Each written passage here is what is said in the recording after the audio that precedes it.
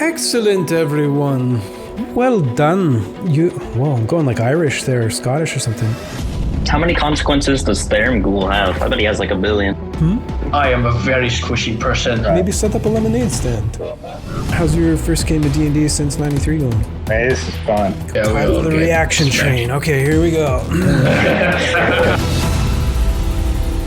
Greetings, and welcome to Crucible of Fate, Episode 10, Part 1. I'm your host and killer DM, David Carter, and I think we're gonna have an amazing show for you tonight. First off, I just wanna say, if there's any of you that are watching the show and you're enjoying it, please do hit the subscribe button and the little bell for notifications whenever we put out new content. I've noticed that not everyone that's watching the show is subscribed, and those numbers really help, so please do subscribe. Thanks very much. Next thing, if you're interested in becoming a contestant on Crucible of Fate, down in the description notes, I'll have the link to the website. All of the rules for playing in the Crucible, for creating your character and submitting your character are all there. So check all that out with the link in the description. Next up, our Discord server. I've mentioned in just about every video that we've put out, we have an amazing Discord community. I can't emphasize that enough. We've been running more and more events, more and more D&D games, watch parties for all of the episodes. It's a really welcoming and friendly place. So if you're a fan of D&D or Crucible or anything fantasy, please do join our Discord, and the link for that is in the video description as well. Lastly, if you're enjoying Crucible, please consider supporting the channel on Patreon. I'd also like to thank my newest patrons, so Sean Patterson, Jason DeRushi, and Sean Connor. Thank you so much for becoming patrons. I really appreciate the support. I also want to give a special shout out to Remy Lupo for his generous donations to the channel. With that, Remy, we have all new terrain again tonight. Donations like yours just go so far in improving the quality of the channel. So I really appreciate that, man. There's also another mystery donator that does not want to be named, but you know who you are, and thank you very much, man. I appreciate the support very much. Okay, so that's everything that I want to say. Let's meet our contestants for tonight. Up first, in the top left, we have Dante. Dante, tell us a bit about yourself. Hey, what's up? As you heard, my name is Dante. I'm from Finland, all the way out here in the place where it is still cold, to be honest. But I've been playing D&D for 4 years now, and aggressively playing D&D, which means I rarely have any free time because I'm a forever DM. This is why I wanted to also participate in here, because I need to play. Yay! Other than that, I am professionally a cinematographer, filmmaker, and yeah, I love to paint miniatures and terrain stuff. You can follow me and my fiance's Abyssal Chicken on Instagram. Thank you so much. Thanks, Dante. And make sure you send me those links, and I'll include them in the description so everyone can go right see your stuff. Will do. Hank. My name's Hank. I'm from Baltimore, Maryland. I've been playing D&D now for about 20 years. Started with AD&D, worked my way up, I suppose. I'm here to have a good time. I am also a forever DM, so this is also a chance for me to get to play a character for once. So, that's it. Great. Welcome to the show, Hank, and glad to give you forever DMs a chance to play. Okay, next we have Levi. What's going on? My name's Levi. I'm from New Hampshire.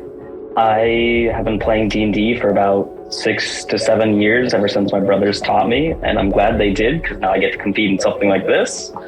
I don't really have any social medias, but you know what you should follow? You should go subscribe to Crucible of Fate, and you should go over on the Discord to Crucible of Fate And once you're there, you can come over to also the PvP server that I'm in. It's a great server, lots of fun people there as well, and that's all I got to say. Let's play some D&D. Thanks very much, Levi. That's 1 million bonus points to you. Okay, bottom left we have Darren. Hey everyone, I'm Darren. I guess I'm the old one in the bunch. I've been playing D&D since 1979 with first edition. Played D&D pretty steady for until about 1993 when I got married and had children and had to get a real life. So this is actually going to be my first attempt at playing 5e. So hopefully I don't perish in a ball of flames, but hey, if I do, it's what it is. So I'm excited to be here. Thanks, Dave, for the invite, and I really enjoy playing with y'all today. Hey, no problem, Darren. Happy to have you here. And funny enough, when I got married and had kids, that's when I started to have a real life too, and that's why I'm doing this. All right, next up we have Kirsty. Okay, hi. I'm Kirsty. I've been playing for about 5 years now. Fully my little brother's fault. He's the one that got me into D&D, so I can blame him. I'm not a forever DM, but I am a forever player. I have like 12 games that I'm in and a Call of Cthulhu on the side because I have no life, so it's D&D. Hey, sounds like you have a great life. And Absolutely. So yeah, I completely blame Dorian for this. Ellison, he's the one that got me into this. He was in my Tuesday game, shared one of his episodes, and yeah, I was hooked. So now you're here with us. Yeah. Good. And yeah, as Levi says, check on the server because everyone is amazing on the Discord. Seriously. Well, welcome to the show. Glad to give you another game to play. And I understand you are also another one of our international players. And you're... Yes, all the way from sunny Scotland, where it's actually quite sunny today. Great. All right. Still cold, but sunny. Absolutely unfair. Hey, come on. Yeah, our weather's been crazy. It was like 25 degrees Celsius here, which is pretty hot for this time of year. All right. I mean, a few years ago, we had snow on my birthday, so this is quite good for me. Excellent. And last but not least, we have Rodney. Hello, I'm Rodney. I've been playing D&D since the early 80s. I have pretty much played every edition except for 4th edition. And I am not a forever DM. I switch off with another player, so we both get a chance to both be in the trenches and in charge. So I am ready to play D&D. Good stuff, guys. I'm glad to hear it. I, too, am ready to play some D&D. So why don't we do that? We're going to cut to the intro right now, and when we come back, we will pick it up in the Fate's Hand Tavern. We'll see you guys in a few minutes. It's time. Bring them. Offer them riches, offer them glory. I don't care. Just bring me their souls. As you wish, Master. Yes. You think you have what it takes? Every roll can mean life or death. 120 contestants. Who will survive? Who will win? It could be you. This is high stakes D&D.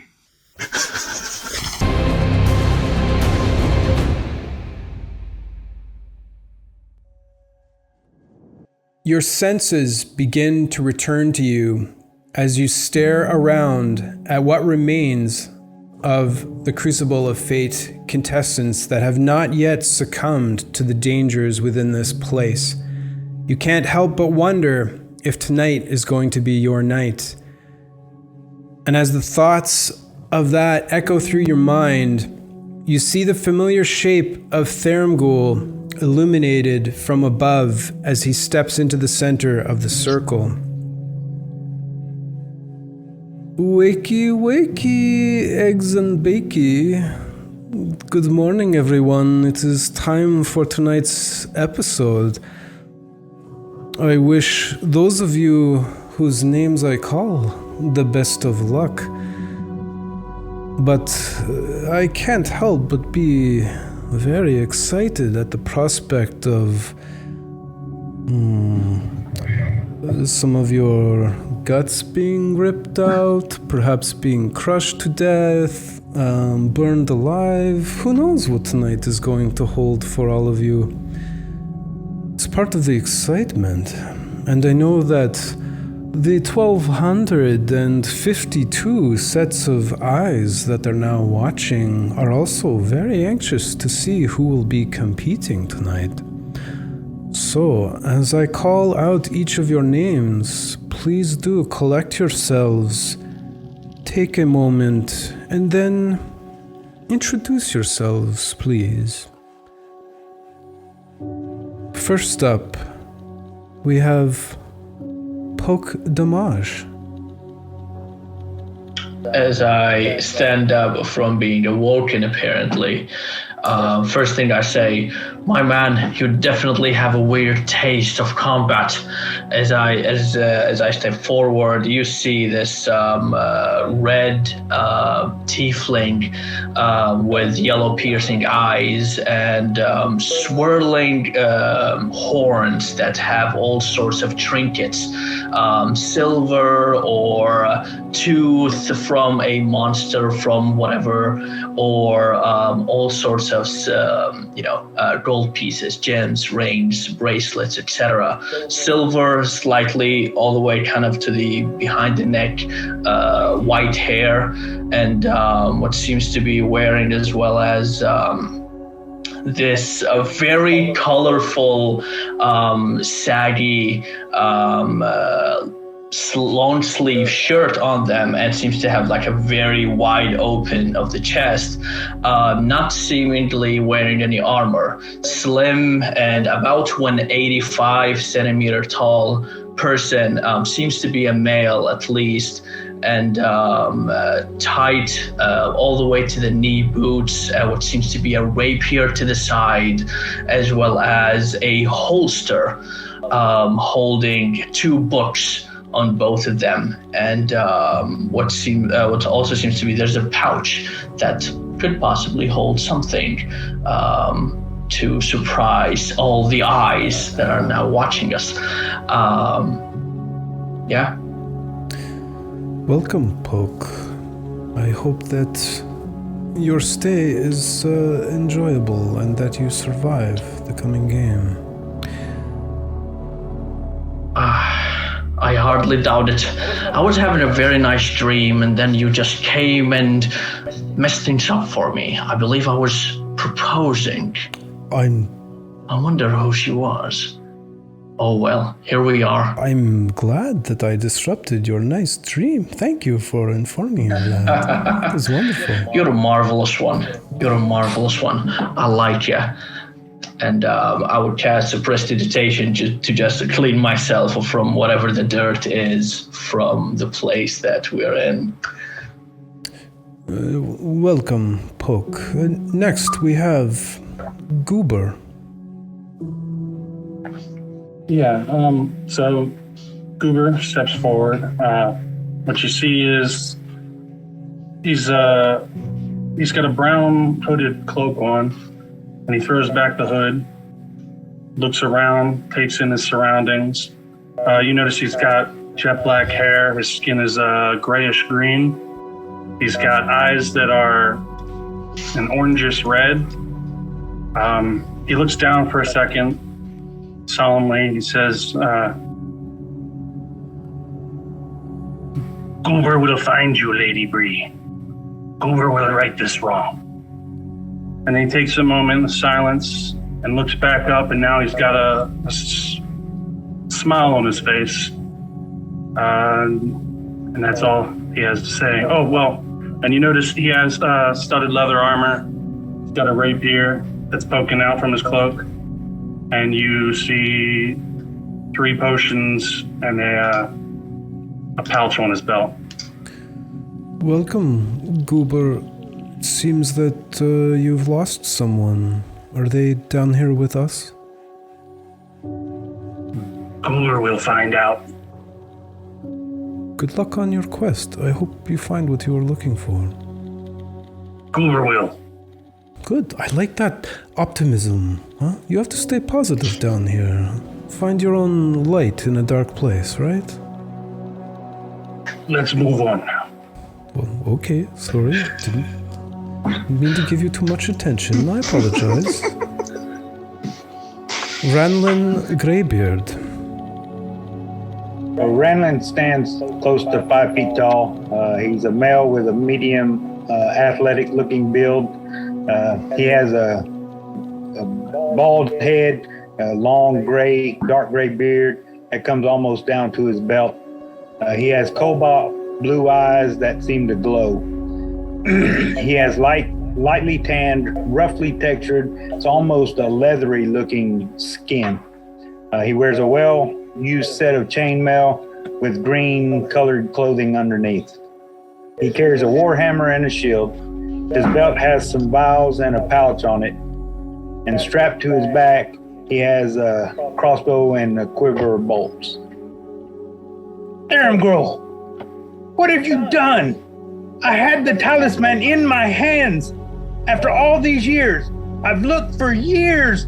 I had it in my hands. What have you done? I look up and I'm here. Well, Ranlin, we can't have an item or an artifact as powerful as that one in hands such as yours. Rest assured that we have made preparations to have it destroyed as soon as possible. Preparations are being made. It's an artifact of my faith. You took it from me. I had it. Yes, I know. Don't worry, we will destroy it for you. I will destroy you before it is destroyed. Well, come on now. You best not use such threatening language here. Perhaps you will find it amongst your journey within the Crucible.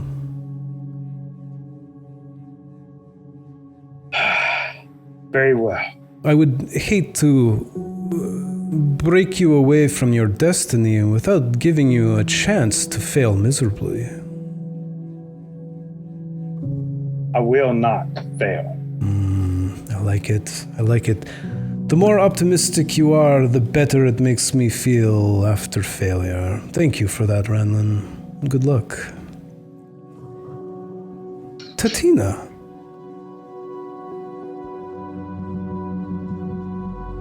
Tina straightens up to her full height of about 5'6".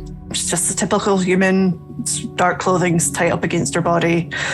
She's got her long black hair pulled up into a messy ponytail, which she brushes off her shoulders as she looks around. On her back is a quiver with a longbow tucked into it. It's unstrung, but still easy to be accessed when needed. On her right hip is a collection of black glass vials. They look like they could be potions, they could be water, they could be anything. On her left hip is a rapier, which is sheathed in a very battered looking scabbard. And in her knee-high leather boots are a couple of daggers. And as she looks around the room, her dark brown eyes finally land on Tharamgul, before turning to look at the eyes of truth, which she glares at. As soon as I get out of here, you are dead. You know who you are. Oh. I swear by Nyla. I thought you were talking to me for a minute there. I got a little worried. Not you. You've done nothing to provoke my ire. See? Exactly. I'm giving you a great opportunity here. So many people are so angry. Oh, you interrupted my mundane life. Oh, I'm angry. But not at you.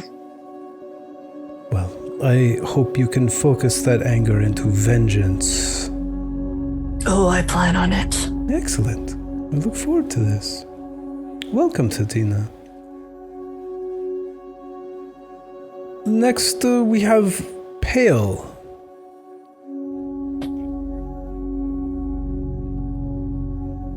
So, Pale stands up. You see a 6-foot-tall dragonborn, white gold in color, covered in regal clothing of green and gold. Long sword on his left side, short bow on his back with a quiver. You see several potion bottles on his waist, 2 small pouches. He carries a backpack and has a black cloak. As he stands up, Tavern, thank you for the opportunity to be in your contest. I hope we have a good battle. he bows. You're welcome, Pale, and I hope you have an excellent battle as well. I look forward to seeing you all in combat. And next, Akari Moonstrider.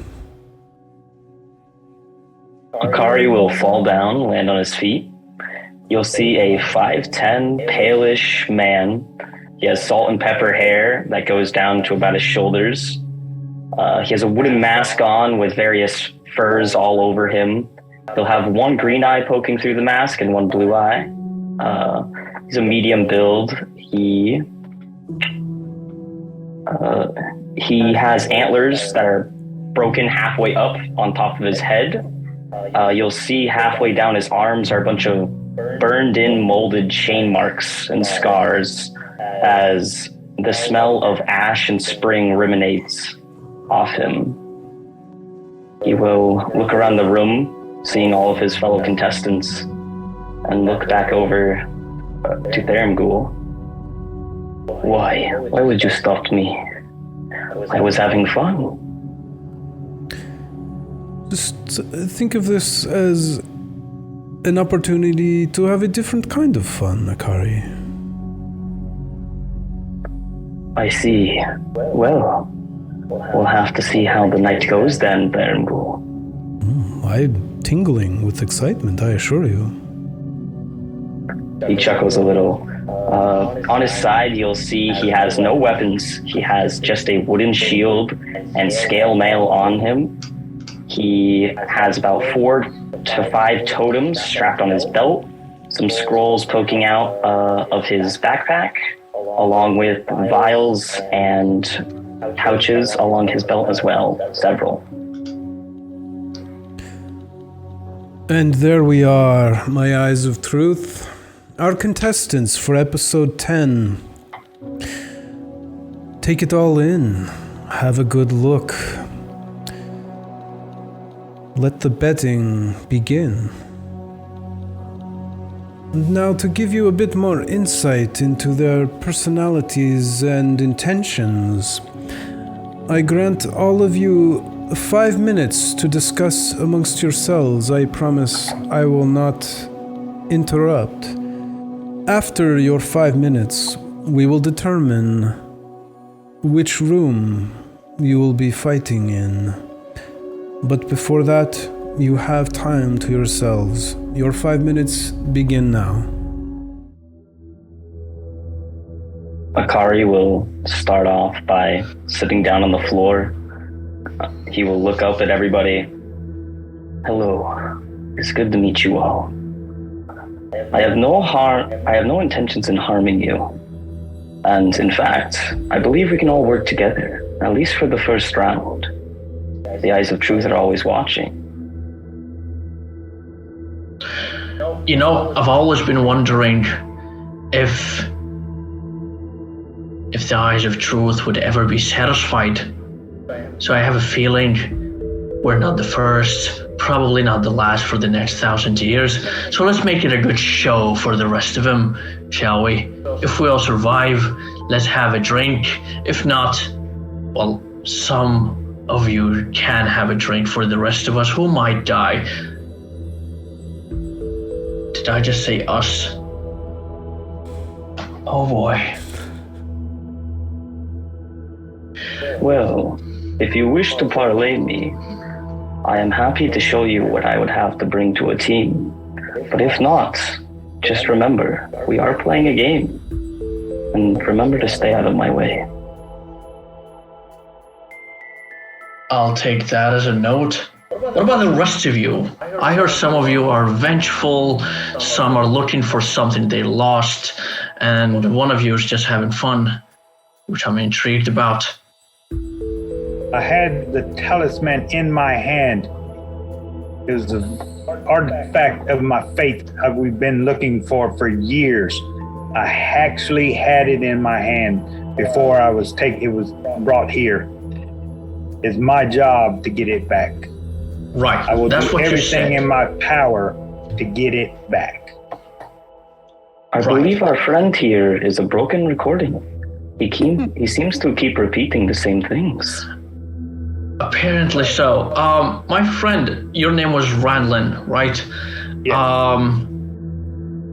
Out of curiosity, do you have any other hobbies?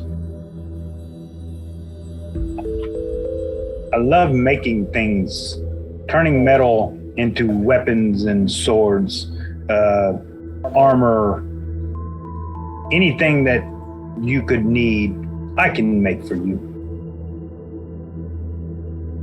We shall keep that in mind. That is definitely better to know than that other stuff. Right. If I may ask, and I turn my body towards Titiana and say, why are you so vengeful? Who hurt you? That is a story you have to earn.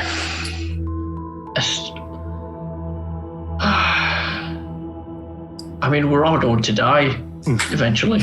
I don't care. If I die, I will find a way back to kill those fuckers.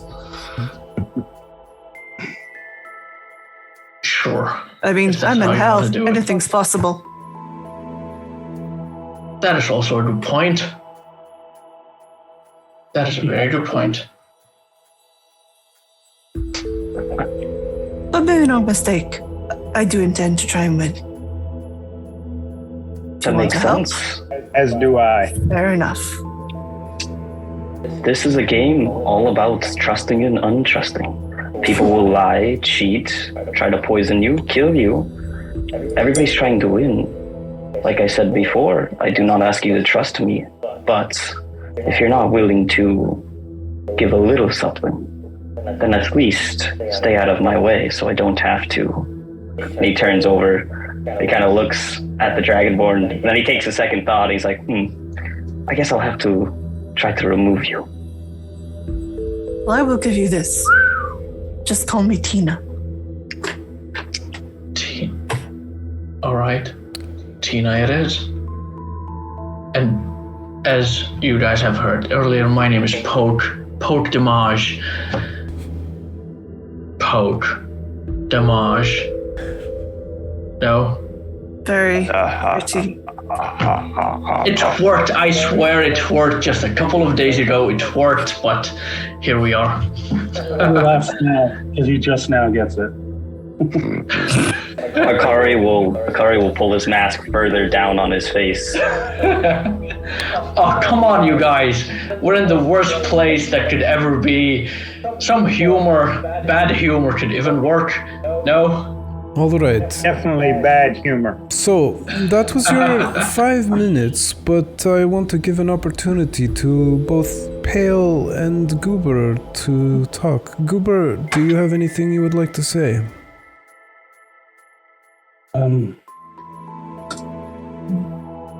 Goober not meaning to be so forward. Goober's just desperate to find someone.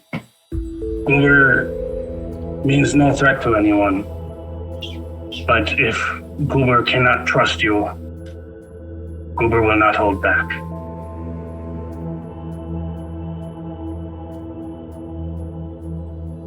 That's all Goober has to say. Anything for Pale? from Ghoul. I am here for your contest. I've met Trelplings and goblins, never met humans before. You smell kind of off.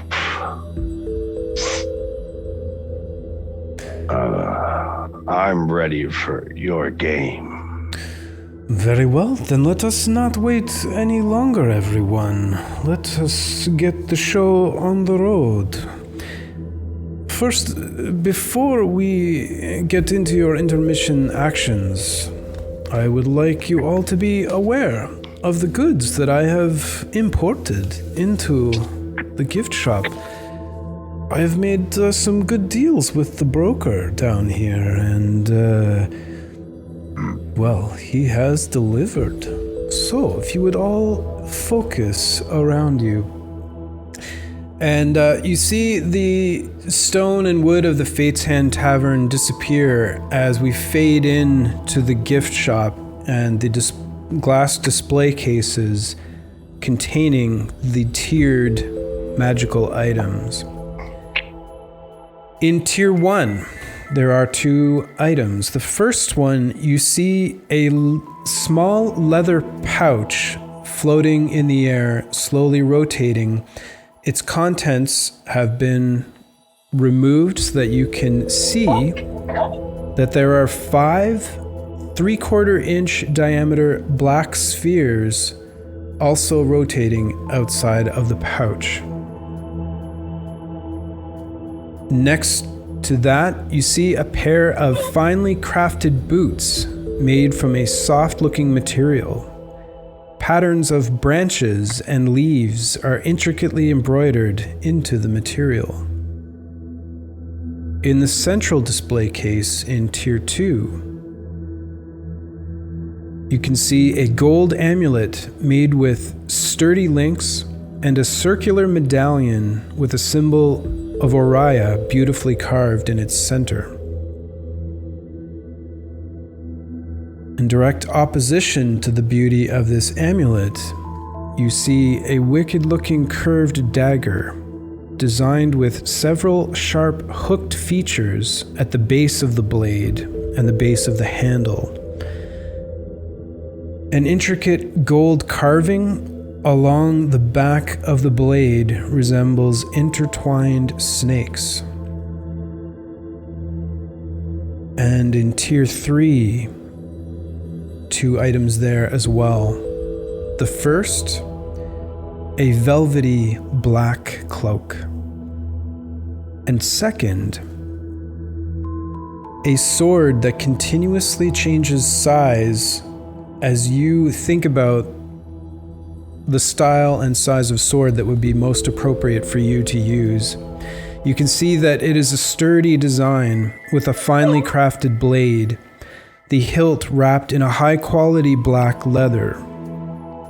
The hilt and pommel both glowing with identical colored gems, one in the shape of a square within the hilt, and the other a circle within the center of the pommel.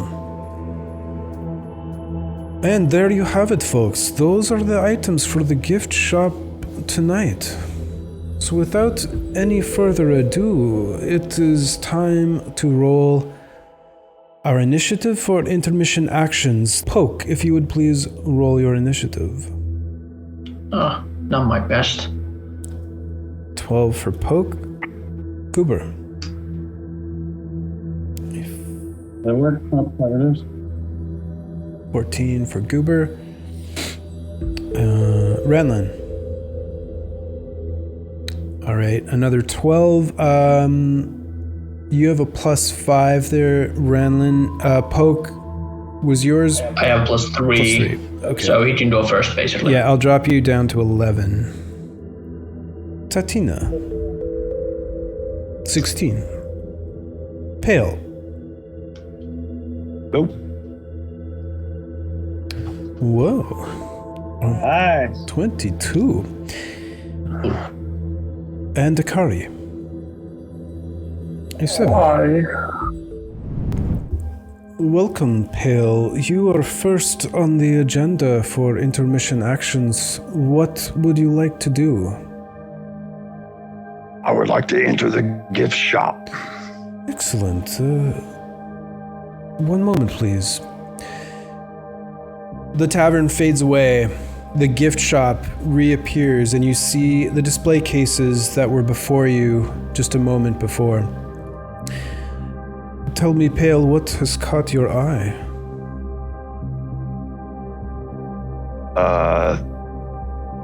The cloak in tier 3 and the boots in tier 1. Which would you like to start with? Let's start with the boots. Boots. Very well. Tell me, would you like them just for this evening or for more permanently? Permanently. Permanently. Go ahead and give me your first roll on the Wheel of Consequence, please.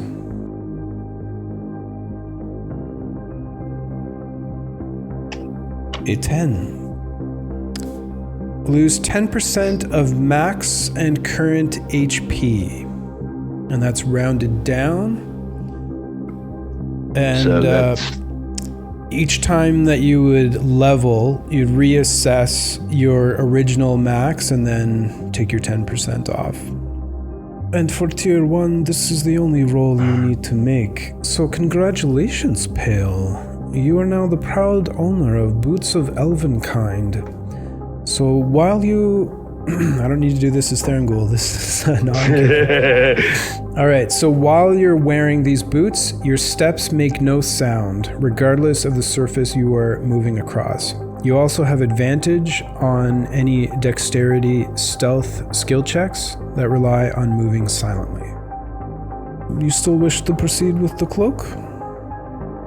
Yes. Excellent. In that case, your first of 3 rolls, please.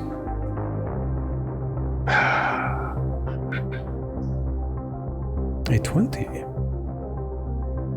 -4 to initiative. Okay. Okay, next roll, Yeah. please.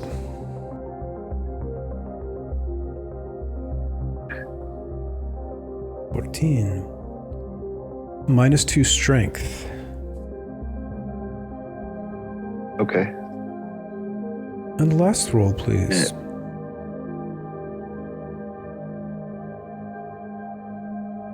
A 16. -2 con.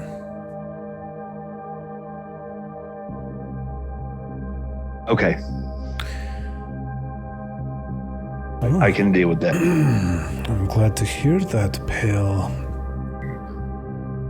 You're easy to please. I like this. So, I did not ask, which means we assume this is permanent, yes? I said permanent for both. Okay, very well. Thank you for being accommodating. I have a lot on my mind, you know. This cloak is a cloak of displacement. While you wear it, and please keep in mind, it does require attunement and fills one of those slots. It also projects an illusion of you standing in a place near your actual location. Creatures have disadvantage on attack rolls against you. However, if you take any damage, this capability of the cloak is suppressed until the beginning of your next turn. Okay. It is also suppressed when you are incapacitated, restrained, or otherwise unable to move. Understand. Would you like to purchase anything else, Pale? Have we met your shopping needs? That will be all. Very well, then this concludes your intermission action, and I wish you the best of luck in the battle to come. Welcome to your first intermission action, Tatina. What would you like to do? Visit the gift shop. Excellent. Just one moment. Tavern fades away. The shelves of the gift shop and its display cases apparate before you. You can see, of the items that were shown to you initially, 2 are now gone. A pair of boots in Tier 1 no longer are there, nor is the black cloak in Tier 3. Has anything caught your eye, Totina? I'm curious what you are interested in. Curious to know your shopping tastes. Well, one of the things I was interested in, clearly someone beat me to it. I always bring in the most exciting items, you see. Oh, I imagine you do. Let's have a look at that sword. Very well. Are you committing to purchasing this blade? Yes. Would you like it permanently or just for tonight? What the hell? Let's go permanently. Permanent it is. In that case, I require 3 rolls from you. Let us have the first, please.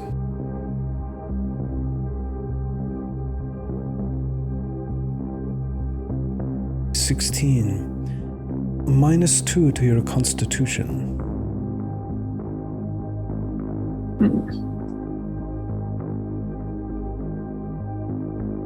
Okay.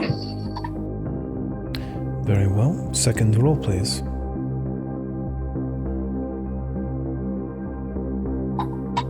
7. You suddenly feel yourself growing weaker as you now have the frail homebrew condition. Your constitution-based checks are at disadvantage. This includes saving throws and ability checks. Let's face it, there's not a whole lot of constitution ability checks out there.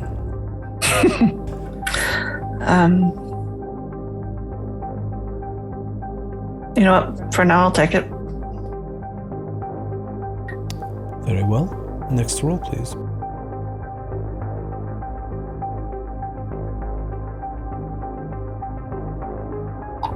Another -2 to your constitution.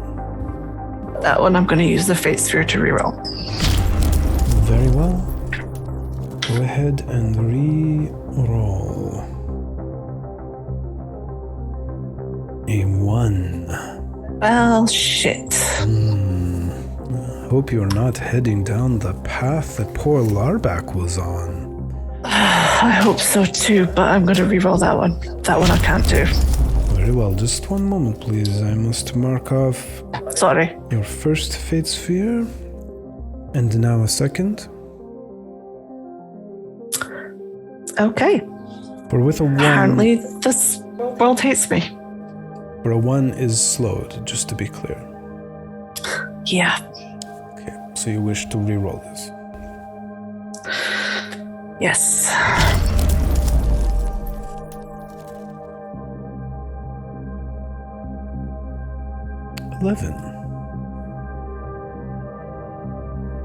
Lose 1 spell slot from your highest level. That one is fine. Okay. In that case, I believe we are finished. Everything you need for your sword. I hope this was worth it for you. I hope so too. This sword is known as a Defender. It has +3 to attack and damage rolls. However, before your first attack... Man, can't get Theramgul's voice out of my head. Okay, for your first attack each turn, you can trade some or all of the bonus to hit into your AC. And the adjusted bonuses remain until your next turn. So as a standard, it's +3 to hit, +3 to damage. But before rolling, you can say, I want to take 2 of those and put it into my AC, and then you'd have a +1 to damage and roll attack rolls, but you'd have +2 to your AC. So you can split those up however you want. That sounds awesome. A very nice weapon, I must say. I know you paid dearly for it, but an impressive weapon nonetheless. If this helps me stay alive, then it was worth it. Does this conclude your shopping needs, Tatina? For now, it will. Well, act fast. Supplies are limited. Well, I'm aware. Okay. In that case, Godspeed. Greetings, Scooper. Nice to see you here again. What would you like to do for your first intermission action? Goober would like to visit the item shop. Okay, you would like to do some shopping, Goober. That's great. Just one moment, please. And the gift shop apparates before you. Its shelves looking a little bit more empty than when you first saw it. In Tier 1, you'll notice that only the pouch with the 3/4 inch black spheres remains. In Tier 2, both items remain. But in Tier 3, both of the items seem to have been sold. Does anything catch your eye, Goober?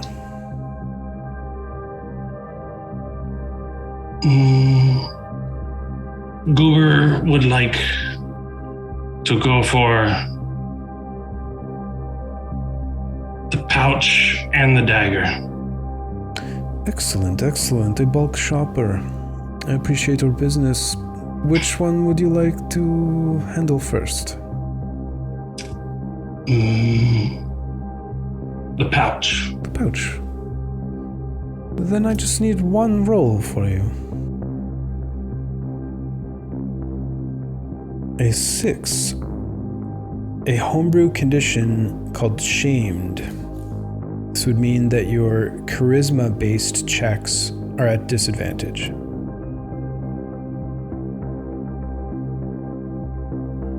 All right. Without out of the way, these are 5 beads of force. So you can add the beads of force to your inventory through D&D Beyond, and there's a full explanation of what they can do there. But just for the sake of the Eyes of Truth, it takes an action to throw them up to 60 feet, one at a time, to throw one of them up to 60 feet. Upon impact, it explodes in a 10-foot radius. Anyone in that radius must make a DC 15 Dex save or take 5d4 force damage. If they fail and are fully within the area, they are trapped inside a sphere of transparent force for 1 minute. If they succeed on the save or are only partially in the area, they are pushed away from the center. The sphere and everything inside of it only weighs 1 pound, and you can, if you're inside of it, push on the sides and move around in it like a bubble and propel it forward. All right. Okay, and the other item you wish to purchase? Yes, that's 2 rolls. This was the dagger? I apologize. I have a lot on my mind. Yes. The dagger. Yes. Okay. Yep, let's have your first roll, please.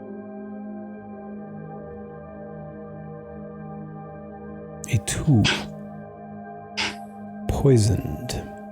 Attack rolls and ability checks are at disadvantage.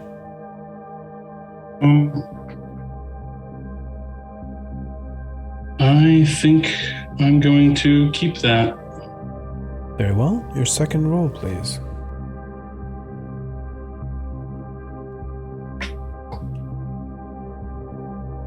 A 9. Blinded. attack rolls are at disadvantage and you cannot see. I am going to keep that. Very well, Goober. I will guide you towards the exit, but take comfort in knowing that you are now the proud owner of a dagger of venom. So you gain +1 to attack and damage rolls made with this weapon. Using an action, coats the blade with thick black poison. It remains for 1 minute or until an attack hits a creature. That creature must then make a DC 15 con save, or they take 2d10 poison damage, and the victim is poisoned for 1 minute. But you can only use this poison once per day, so essentially once per episode. All right. And I assume you want this permanently? Yes. Both of you. Goober wants these permanently. Excellent. Make your commitment. By the way, who turned out all the lights? I'm sorry, Goober. Some of these items are more expensive than the rest. Are you going to be okay without being able to see? Goober will make do. You could play the pity card, huh? Not that people who are challenged with this thing need to be pitied. I'm just saying it could be a manipulative thing for you to do, to make myself clear. Goober will take that into consideration. I do not mean to try to sway you one way or another. Perhaps it's best if I keep my mouth shut, huh? Before I put my foot all the way down it. Goober wants to leave now. Very well. I do not wish to keep you, Goober. Greetings, Oranlin, and welcome to your intermission action. Tell me, what would you like to do? I want to visit the gift shop. Okay, time to go shopping. Just one moment, please. Fate's Hand Tavern disappears from around you as the gift shop apparates, and the display cases, now mostly empty, are before you. And you can see that in the Tier 2 display case, all that remains is the amulet, as all of the other items have been purchased.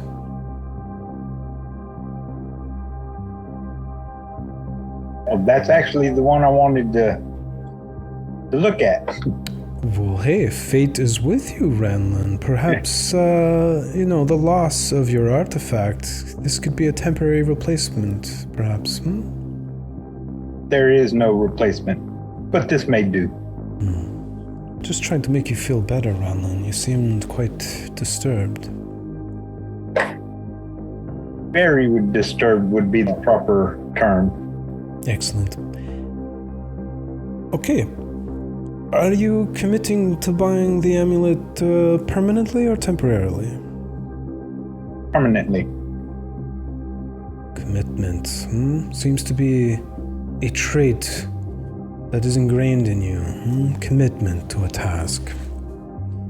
Without commitment, there's no finishing the race. Exactly, Ranlin, and I assure you I too am committed to my race. Okay, so, your first roll, please.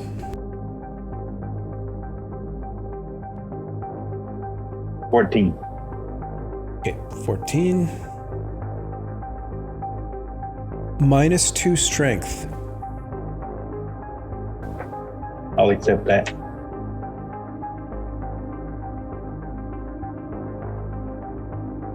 A 20. -4 to all initiative rolls. Okay. So, -2 strength, and then -4 initiative. That's right. Yeah, I'll take both of those. Okay. In that case, your consequences have been addressed, Ranlin, and you now own an amulet of health, crafted as a testament to Oriah. That crafty one, she saved all of you, back in the day. You should have her eternal thanks. I certainly thank her every day. Well, I will thank her for this gift. And with this amulet of health, your constitution score is 19 while you wear it, and it does require attunement. Okay, and then that's automatic, right? Yep. It's automatic. And so that's the only thing? Yeah, it raises your con to 19, but then you gain additional hit points for that. Right, yeah. Sweet. Okay, I believe that concludes your shopping, Ranlin. It does. Then I wish you the best of luck in the battle to come, Ranlin. Thank you. The first step on your journey to recover your artifact. It's going to be a long journey as it should not have been, but I'm up for it. Okay. When life gives you lemons, you need to make lemonade, right? That's right. Maybe set up a lemonade stand too. I could sell it. Yeah. Very well. I will see you in a moment. Greetings, Poke, and welcome to your first intermission action. What would you like to do? Boy, have I been waiting for this. I don't have much to do, actually. Then again, Ranlin was a funny guy. May I have a parlay with Ranlin? You certainly can. Just one moment, please. Greetings, Ranlin. You have been summoned to a parley circle by Poke Damage. Do you accept or refuse his invitation? Absolutely accept. Very well, gentlemen. You have 3 minutes to converse, and it begins now. Hey, simple thing on my mind. I sense you're a man who is in need of help, and you're in trouble looking for a talisman. I was thinking maybe I could help you find it. I'm very good at finding things, especially going in and notice and coming out. I'm interested in finding help. All right. That's great. Interest, intrigue is all that we need, right? I have a trump card up my sleeve that I would love to use maybe today. Hopefully. I'm hoping for today, but I'm just basically out of trust telling you that I have a trump card in case we need to annoy the rest, if that's something you're into. Oh, absolutely enjoy annoying. All right. Do I sense that we have something then? Yes, we do. Right? Yes. All right. Marvelous then, my friend. That was easy. Oh, boy. Yes. Whew. Anything that you'd like to share with me? If you have something up your sleeve that, Yes, so keep it hush-hush. I'm able to do both healing and attack. My divinity from my domain allows me multiple actions of attack. That is marvelous. Healing.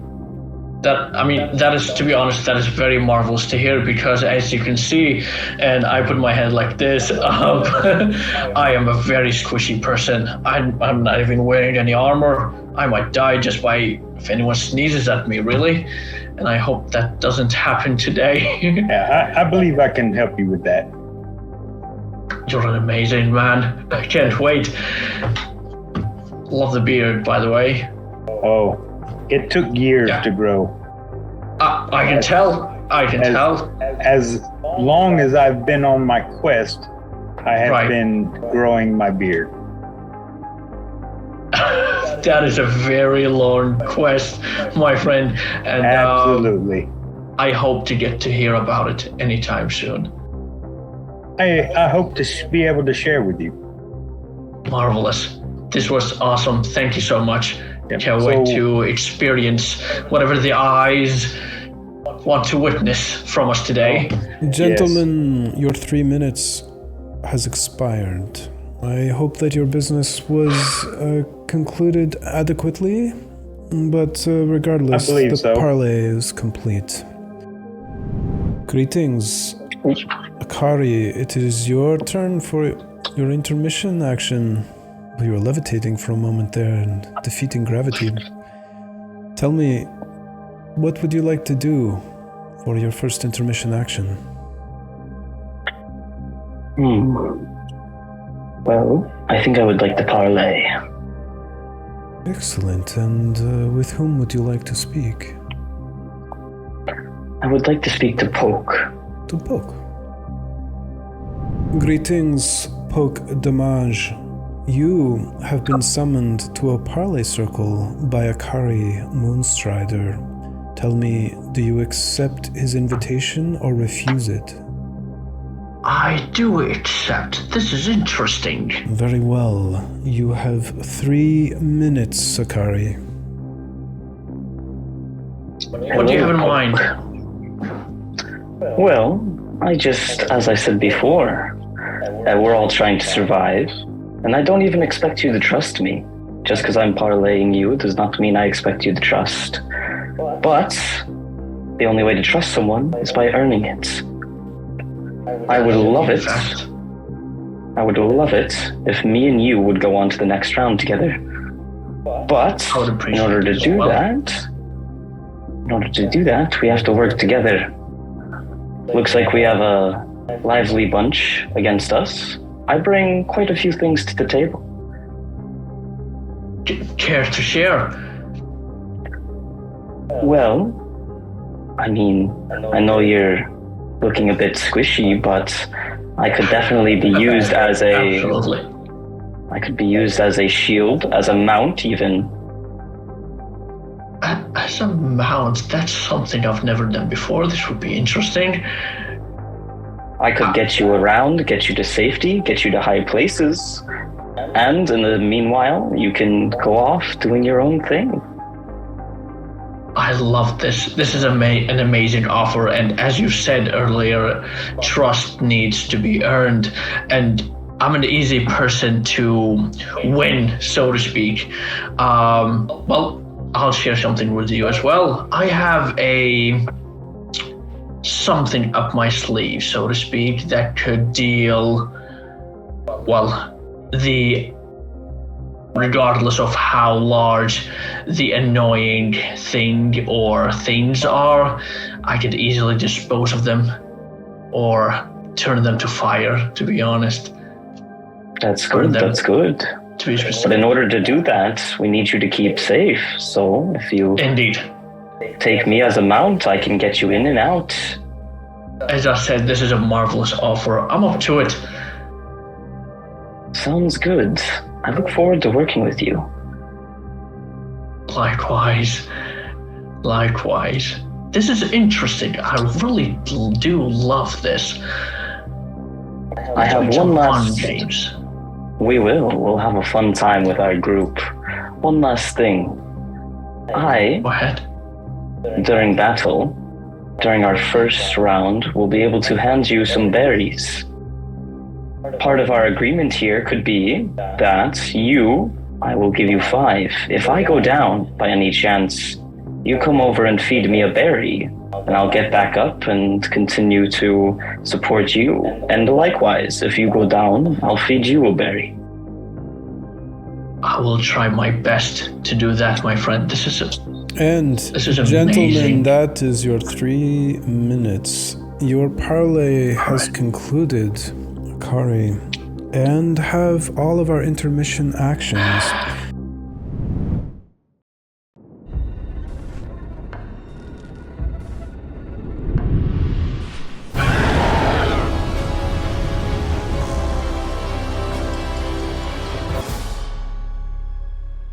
welcome back from your intermission actions, everyone. Good to see you together as a group again. Some of you are looking a little worse for wear, but on the other hand, you've gained some new gear, I see. You were growling a bit there, Pale. Anything you want to say? No. Okay. Just getting used to the feel. Well, it's game time, everyone. Are you as excited as I am? Probably not. That's okay. It's okay. I'm excited enough for all of you. But I do need someone to select the room that you're going into for Hunter and Hunted, and it seems that Akari, you are in the lucky chair. So it is you. I need you to roll a 20, please. Oh my God. You're making them hate me already. Well, I mean, I wouldn't put ideas in their head, but should they choose to blame you for what's about to happen? 2. Oh, goody. This one has not been seen yet.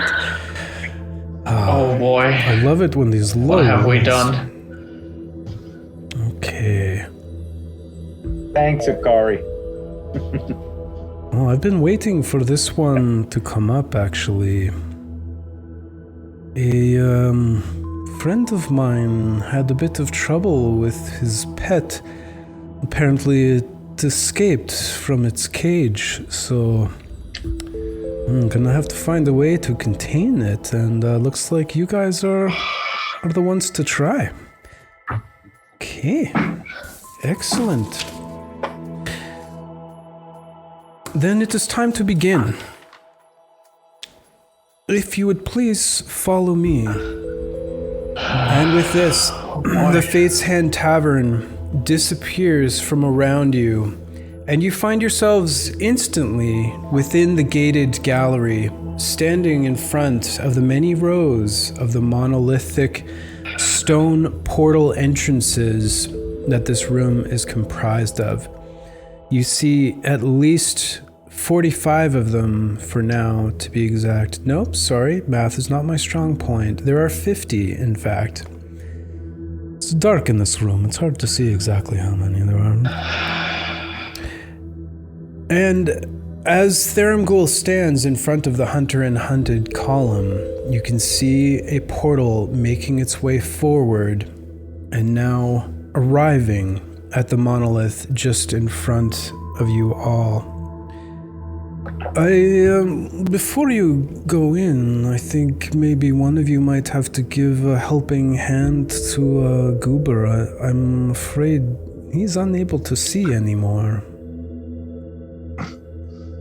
Goober looks down and puts his hand out, just like sullenly. Randling grabs his hand. Thank you. Hey, Goober, you might want to be careful where you shoot that short bow of yours, huh? Oh boy. Let's put that away for now. Oh man. Is there anything that any of you would like to say before you step into the portal? Let's get this over with. Come on, Goober. All right. Good luck to us all. This is an amazing father and son story, as we all know. Can we get this over with it, please? You can't see it, but I'm crying underneath the mask. Oh boy. All right. Very well, all of you, best of luck, huh? And let's see if we can get this thing back in the cage, huh? We'll make the abyss just a little bit safer for everyone else, okay? How big are we talking about? We're talking small cat or... I don't want to ruin the surprise poke. I don't like surprises, that's the thing. Oh, you came to the wrong place. Indeed. Yeah, I did not come, that's the thing as well. Anyways, regardless, it is time to begin. So, best of luck, everyone, as you all step into the portal and you immediately feel the shadowed hands begin to grab you and pull you forward towards your intended destination. As your senses adjust to the environment around you, you can see that you are all aligned against the side wall of what once must have been an elaborate gallery of sorts, like a champion hall of some rich noble or lord or someone of great import, perhaps. On the left-hand side, right here, you see a large square cage that is about 20 foot square, but about 40 feet tall. In the middle of this room, you can see where this line of rocks is, and then the wall at the far side. This wall once matched the one at your backs. However, it looks as though something large has smashed down the wall, and beyond it appears to be an open cavern. This broken wall is difficult terrain. If you're standing within it, it provides you light cover, giving you a +2 to your AC. If you're laying prone within it, it provides 3/4 cover, giving you +5 to your AC. Beyond is an open cavern, and you can see several stalagmites and stalactites that are sitting both on the ground and then hanging down from this bridge that crosses over a dark green puddle of some sort. From your vantage point, you cannot see if there are any other exits, but it seems to be like an open cavern, like a natural surrounding, as opposed to the constructed room that you are in now. So just to introduce everyone to their characters and also what position you will be in. First up, we have the red-based dual-wielding mini right here. This is Akari in position number 1. Number 2, we have Goober here with this rogue-like miniature with an orange base in position 2. Next, we have Pale, who's going to be the yellow-based Conan-looking miniature here in position 3. And in position 4, which everyone is curious to know. Yes, not me. Let's go. I think it's me. Is this blue wizard taking the place of Poke Damage? Space sphere. I'll have you know that these were assigned in alphabetical order as per your appearance in D&D Beyond, so I'm not placing people in specific positions. Plus, no worries. The position number 4 being more deadly, as I mentioned, is propaganda. It's a rumor. I assure you, this is not the case. Fake news. Fake news. News indeed. I'll try to break the chain. Yes, I'm sure you will be successful too, because if number 4 dies this time, I mean, what am I going to do? Take the 4 off the die. So We have 1, 2, 3. Gets it. We'll use the We have 1, 7-sided 2, dice. 3, 5, 6, 7. Yeah. Okay, next up we have the purple-based dwarf mini for Ranlin Greybeard in position 5. And then for Tatina, we have the brown base, or well, lack of base to be honest, with the female rogue miniature in position 6. Okay, with that, we are going to do our initiative. So once again, I want to do this in order to be clear. This time, we're going to start with Akari. Okay, 16 for Akari. Next up is Poke. 15 for Poke. Goober. A 7 for Goober. Tatina, please. A 7 as well. So I noticed Tatina had a +4. Goober, what was your bonus to initiative? Also a +4. Okay. In that case, could you both reroll? Sure. So we'll do... Can I switch it up and do perception this time? Yep, Is if that a you'd problem? like. Yeah, go All ahead. right. Well, There you so go. Goober, I'm still going to keep you around 7, but I'm going to bump you up to 8, assuming you have the higher. But Tatina, go ahead and roll and see if you can beat. Okay, 16. No, so 16. Yeah, so you're staying as a 7. Goober went up to an 8. Next up is Ranlin. 8. You said 8? Yes. Well, 9 with my modifier. Okay, yeah, all right. So 9, got you, and finally Pale. Okay, and then Don't forget that's -4. yep, got you. You can see that the total distance wall to wall, so the doors of what were the original entry point into this room, all the way to the cage and to the far end of the room is 90 feet. Yep. As you look around, figuring out who is to your left and who is to your right, and you assess the enormous size of this cage that has contained this so-called pet that Tharamgul referenced, you can tell by the walls being smashed down, it was probably quite enraged, and the enormous iron door on the cage hangs from one hinge with its lock smashed open. Suddenly, your attention is drawn to the far side of the room as the shadows seem to shift, as if darkness itself is beginning to emerge from the corner of the room, as this creature, humanoid, incredibly tall, brings its own darkness with itself. Dim light. I place it down here.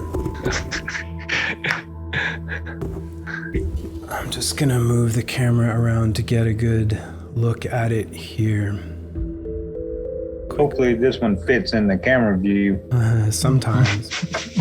I'll do a quick pan of it so you get a... Wow, nice. Dad. Shit. And again, this was painted by my buddy at Night and Sun. A link to his Instagram will be in the video description. And coming back to here. Okay. Guys, this is not good. So, before we begin, this creature, two-legged, enormous wings coming out of its back. You can tell by the purposeful and very smooth movements that this is an apex predator of some sort. Out of this dim light that radiates from around it, piercing, pale blue eyes take a moment to study each one of you, and as it opens its mouth, you can see the same pale blue light emanating from within its body. And as it begins to take a few steps towards you, assessing which one it will attack first, its mouth just kind of drops open as you hear a very disturbing sound come from its mouth.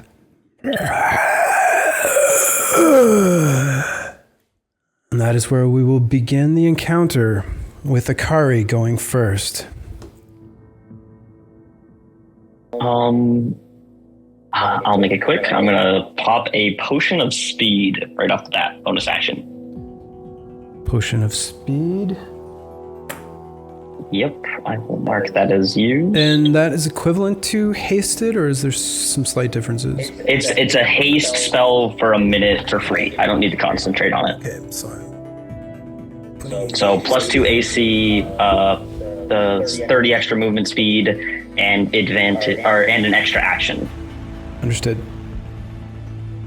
So I am then going to use my main action to cast Goodberry. I will make 10 little small, like starfruit things that can fit in my hand. They're little berry things. And then, how close is Poke to me? He's right next to you. Oh, can I use my object interaction to give him 5 of these star-like berries? Yep. Okay. I will hand you 5 good berries, and as my... Oops, sorry. Can I don't think I can. Never mind. That's okay. I will then move over to the right towards that rubble. 60 feet, diagonally, right? Okay. I think for some reason your camera is switched, so I'll have to remember that your right is everyone else's left, so I assume you want to go this way. No, the other way, sorry. You do want to go right. Okay. I thought your camera was reversed for some reason. All right, so you said 60 feet to the right? Yeah, just get me close to the rubble or the wall. 15, 20, 25, 30 would get you here. Yeah, that works. Yeah, is that okay? I'll keep the extra 30.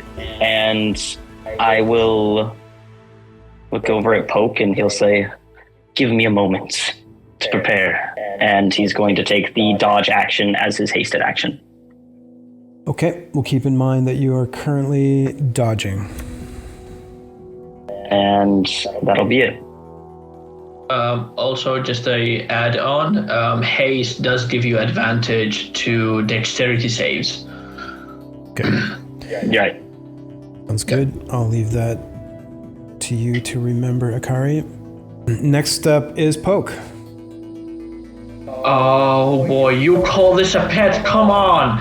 And I'm going to immediately cast Mage Armor on myself.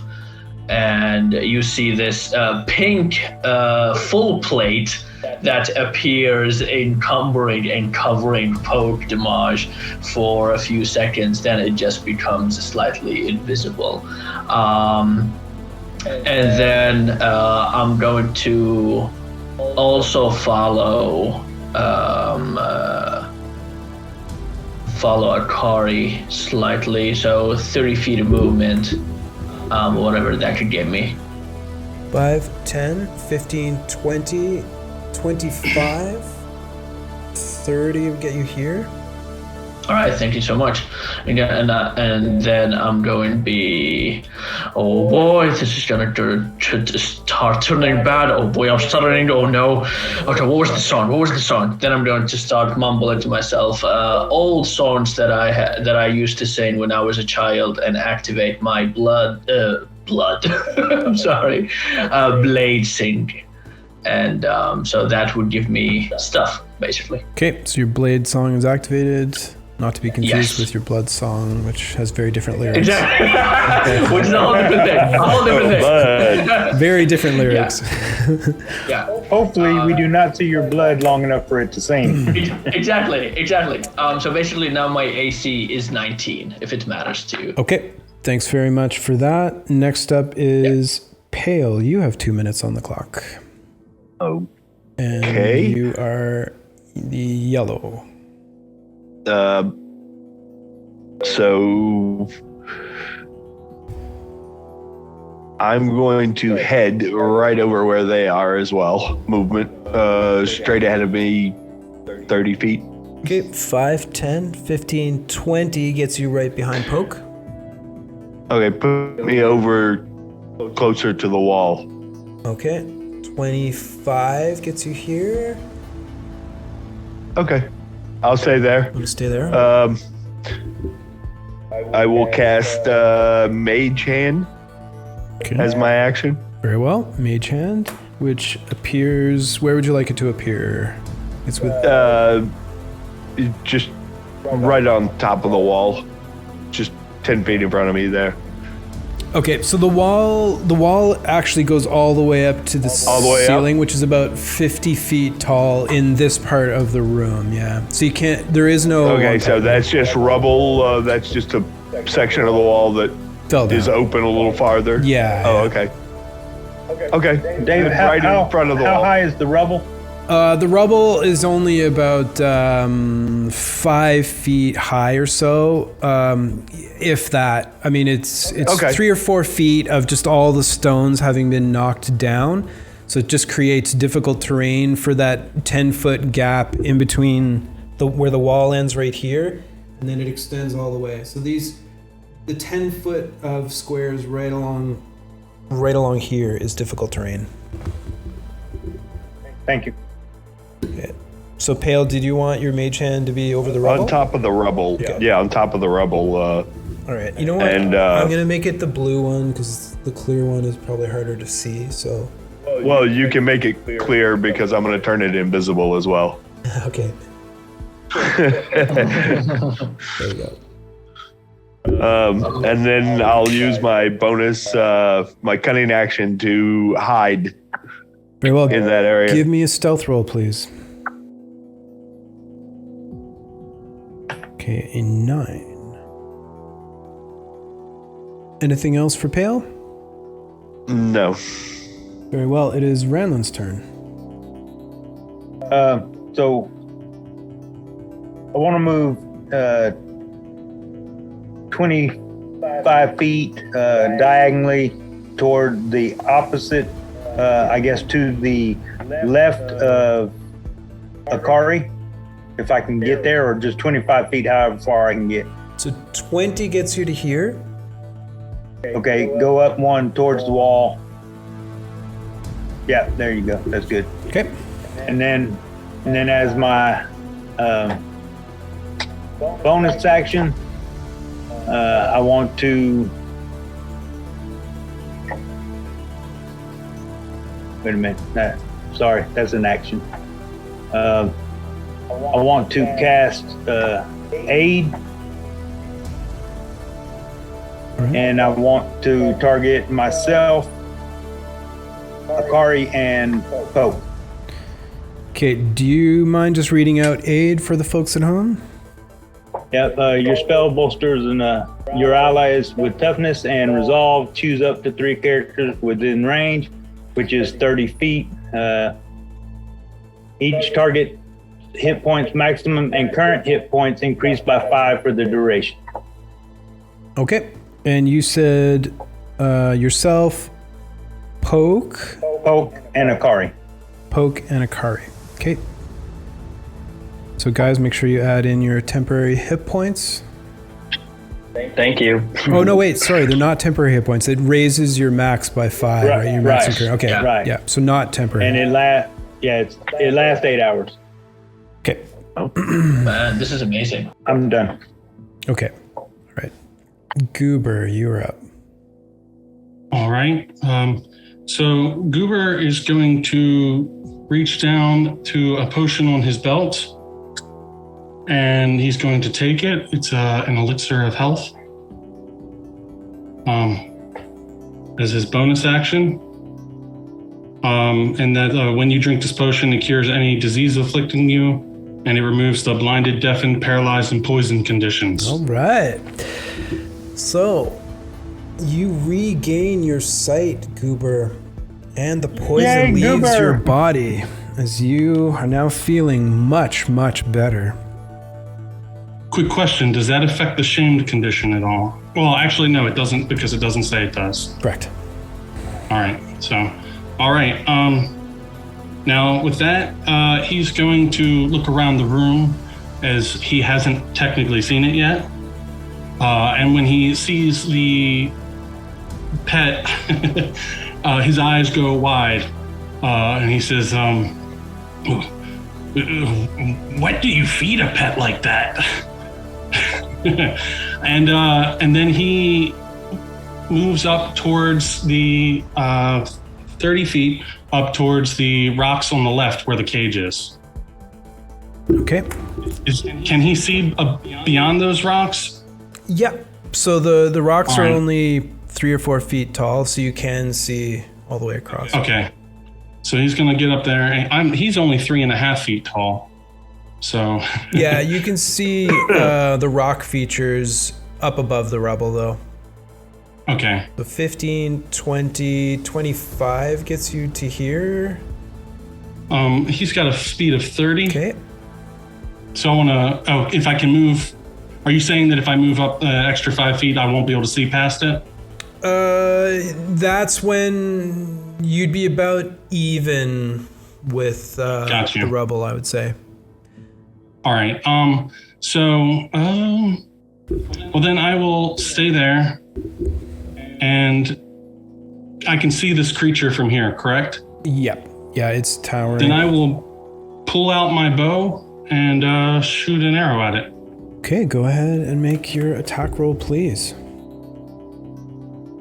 A 9. Your arrow shoots towards the creature, narrowly missing and striking the cavern wall behind. It kind of like looks back for a second at the impact point and then turns towards you. Its dim lit blue eyes staring intently at you, Goober. All right. Well, that is that's everything. Very well. Tatina, you are up.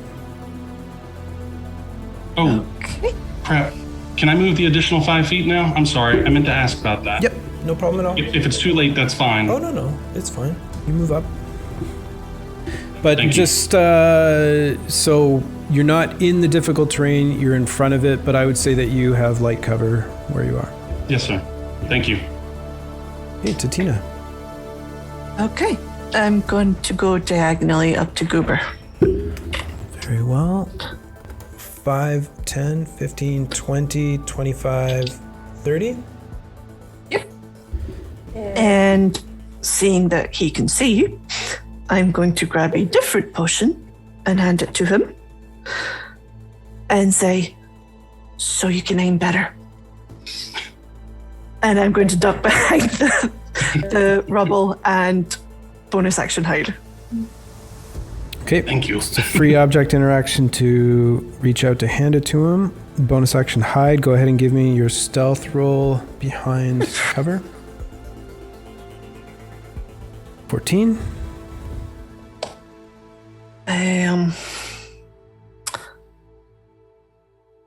Yeah, and I'll use my action to actually string my bow because I was a double and didn't think of that. Very well. Yep, you string your bow. And with that, that is the end of your turns. And it is now the creature's turn. First thing, we will see who it will attack. A 4. I told you. Oh my God. Wow. Yeah. Sam, what do you have to say for yourself? I'm sure it's a fluke. I am sure it's a fluke. But the dice certainly know how to make the show interesting, don't they? Absolutely. They absolute fucking do. Oh my lord. Give me your worst, sir. Very well. The attack is coming towards Poke. Oh boy. Just one moment, please. You see the creature kind of crouching down on all fours, and its like head looking from one to the next, and it zeroes in on Poke, and you just see its head duck down and its back comes up, and it like shoots forward with its wings out and will fly. Bloody hell, what the?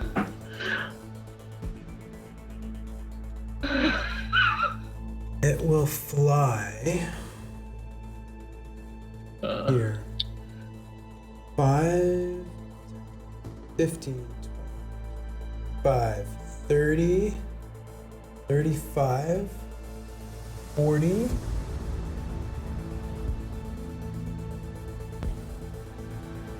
45, 50 feet of movement. And you see its mouth open and these long, sharp teeth, and it just comes straight down towards Poke.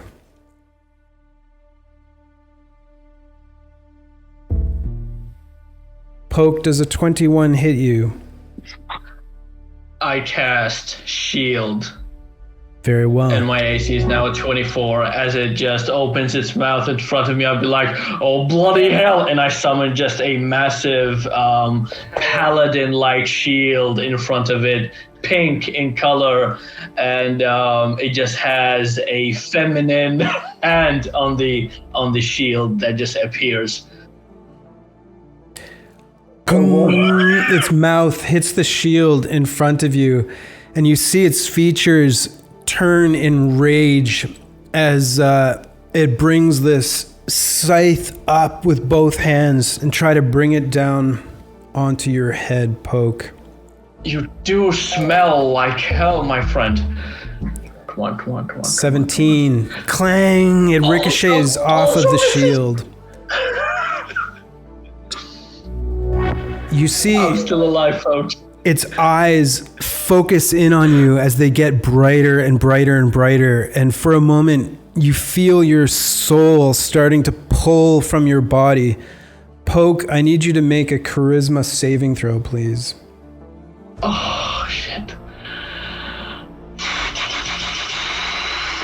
Oh. A 5. That Unfortunately is not enough. Yeah, I know.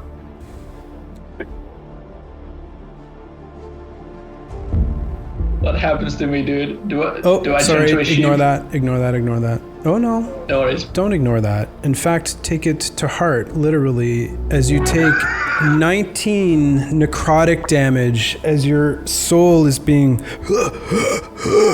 pulled. As with its eyes staring into you, it opens its mouth as some of your life essence gets sucked right into its gaping maw. Your hit point maximum is also reduced by 19. Ouch. Ooh. And that concludes the creature's turn as we begin round 2. Akari. Real quick question, Dave. Yep. He had 5 temporary points. So when those come off, will that come off of the amount that is removed from his hit point maximum? So sorry, It wasn't temporary. Yeah, they're just if you read through aid, if it doesn't explicitly state that they're temporary, they're not temporary. I think it said that it raises the max and current. Yeah. Oh, I got you. Yeah. So you bumped him up, and then this brought him down. Same bumped it Brought down. him back down. Yeah. I got you. Okay, we're at the top of round 2 for Akari. Okay. Akari's going to start by bonus action wild shaping into a dire wolf. Very well. Dire wolf, is that a large creature? It is. Okay, then I'm going to put this around you. Yeah. And I now have 100 feet of movement because of speed. I had a question. Could I use my hasted or maybe object interaction to somehow push Poke on top of me, like him mount me, or would I have to wait until he physically mounts me?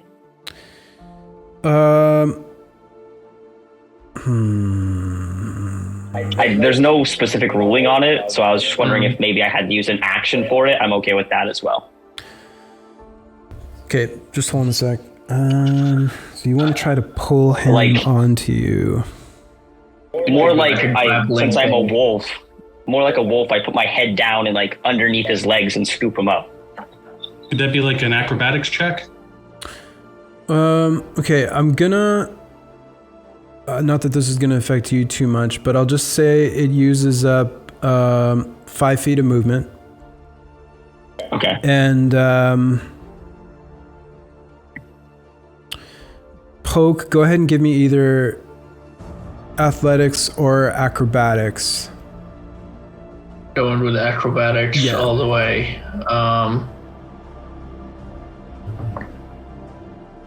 And you've already... 7. Yeah, you've used your reaction, so you can't use that for it. Yeah, I've already used my reaction indeed. Okay. I'm gonna say he can't just get on, Akari. Okay. Well, in that case, I will scoot to the other side of Poke, and I will take 2 advantage bites. I still want to be within 5 feet of Poke, and I'll take 2 advantaged bites because of pack tactics. Okay. Very well. So you just want to go to here? Yeah. Next to Poke, specifically. Poke is here. Okay. And yes, then I will make 2 bite attacks. I'm just going to roll 2d20s, and then this will be a +5 because I don't have like a pre-built for bite. Understood. No problem. I could use Thorn Whip if you would like, and then re-roll damage differently. No, just give me your 2d20 and we'll add 5. Okay. Advantage. That'll be a 14 + 5 and 19 to hit. 19 hits as you... Was this a claw or a bite? A bite. He only has bite. Okay, yeah. So you sink your teeth into the leg of this creature. Go ahead and roll your damage, please. Yep. 2d6 + 3. So this will be +3. 13 piercing, I believe. Okay, 13 non-magical piercing. And it needs to make a DC 13 strength throw, or else it's knocked prone. Okay, understood. Oh boy, that would be funny though. Strength save? Strength, yes. 19. Yep, it's fine. And then I'll make my hasted action to bite it again. So 2 more d20s. Only 1. Why 1? Because the haste action only gets you 1 attack. Yeah, I'm rolling 2d20s for advantage because sorry. So Apologies. that'll be a 17 to hit. A 17. So the wolf clamps down onto that same leg, trying to bite deeper, but this time your teeth hit the hard exoskeleton of the creature, and you can't penetrate and do no damage. Okay. In that case, I will just stay where I am, looking over at Poke, kind of like as a wolf, just looking over at him like, come on, let's go. Get out of here. Poke, it is your turn.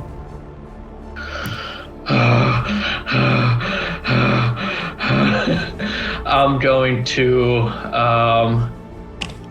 immediately jump on the back of the wolf. Okay. And I am going to ready. Yeah, because now, I'm going to ready a Misty Step. If I... Never mind, I don't do anything. I'm going to cast Tasha's Hideous Laughter. Okay. On the creature and tell it, my turn, you bastard. Do you want to know what the frog says to a princess? Rub it.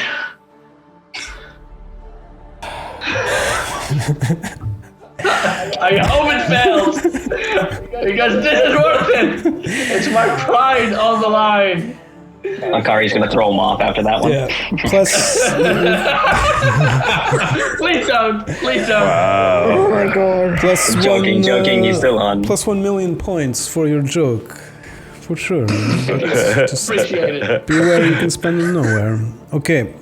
Exactly. Tasha's, can you just read that out for everyone, please? Yes, so a wisdom saving throw, and basically, if the creature has an intelligence score of 4 or less, it isn't affected. I think that's the most important thing. Other than that, the creature would just fall to the ground, prone, laughing. And it'll require, at the end of each of its turn, and each time it takes damage, the target can make another wisdom save. The target has advantage on the save if it's triggered by damage. On a success, the spell ends. My DC is 13. Okay. And just so you're aware, this creature does have advantage on saving throws against spells and other magical effects already. All right. So wisdom saving throw at advantage. All right.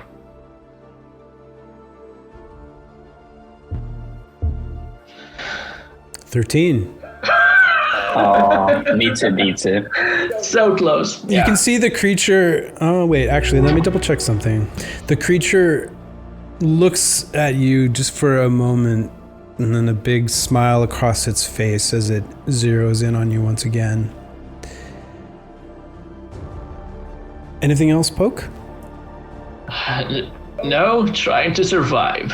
Just trying to survive. Very well. Pale, it is your turn. 2 minutes on the clock. Okay, object interaction. I'm going to grab my bow from my back. Okay. And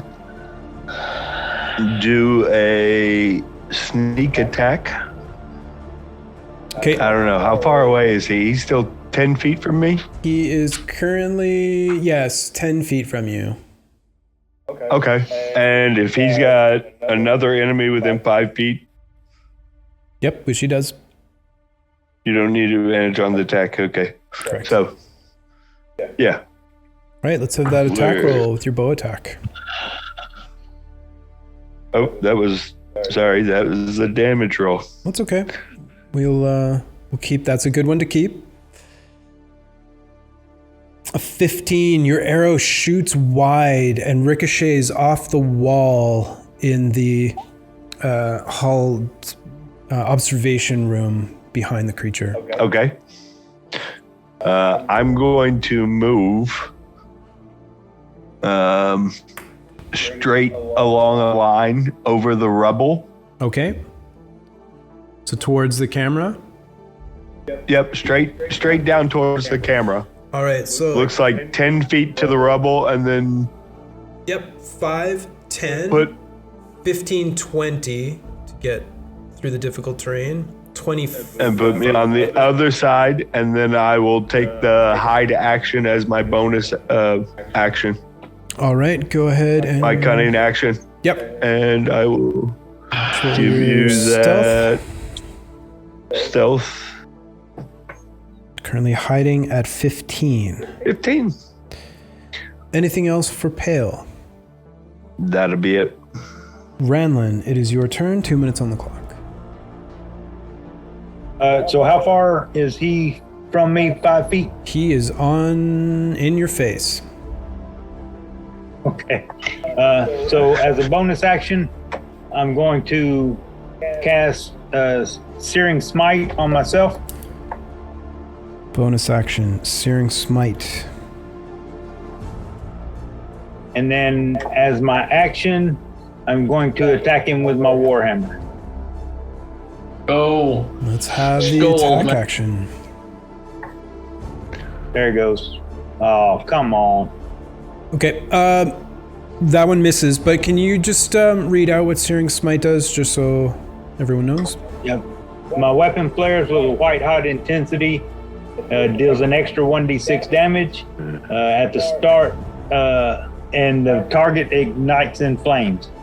Okay. After at the start of each of its turns until the spell ends, the target must make a Constitution saving throw.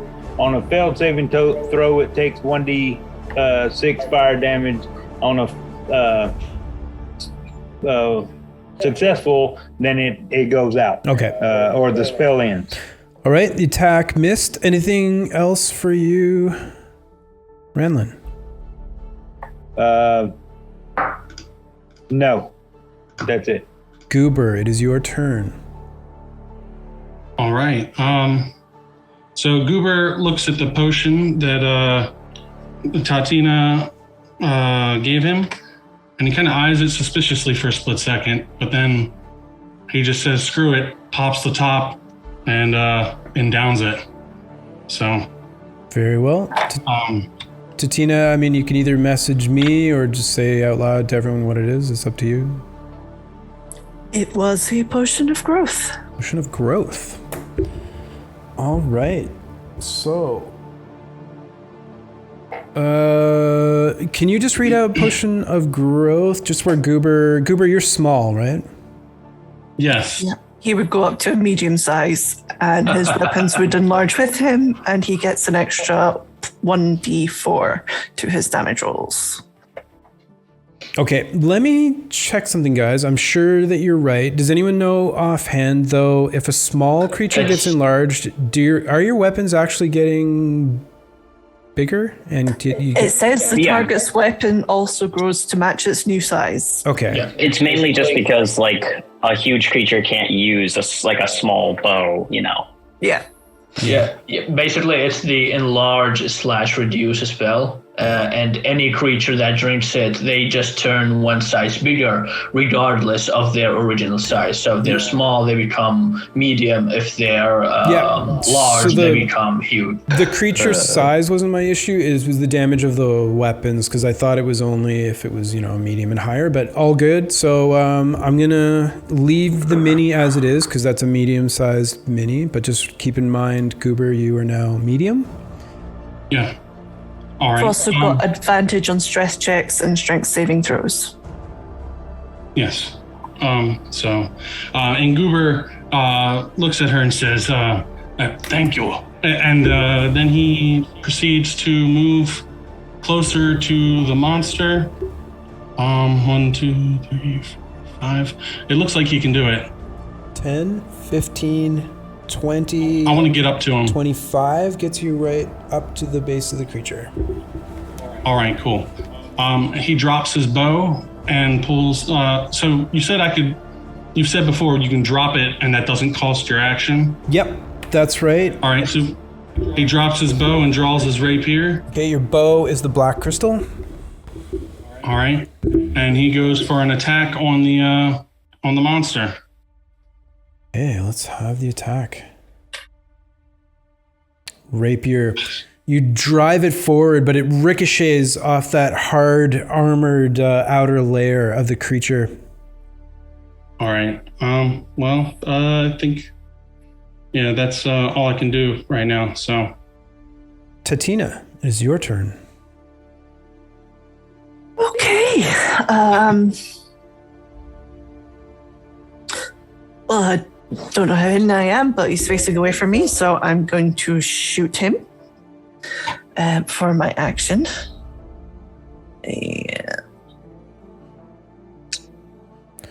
No, I'm not. Oh my. Arrow sails past, striking the door from there. It just shoots over Renlin's head and embeds itself into the door behind the creature. I'm going to climb over the rubble. I'm concentrating. Oh, sorry.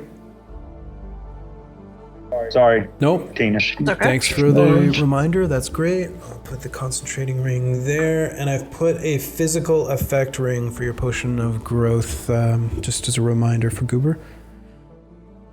Okay. Thank you. Tatina, back to you. So I'm going to go over the rubble towards the closest orange stalagmite type, whichever one it is. Mm-hmm. I think it's stalactite, the one closer right? to me. Stalagmites are mighty. They hold on upside down. Is that right? Okay.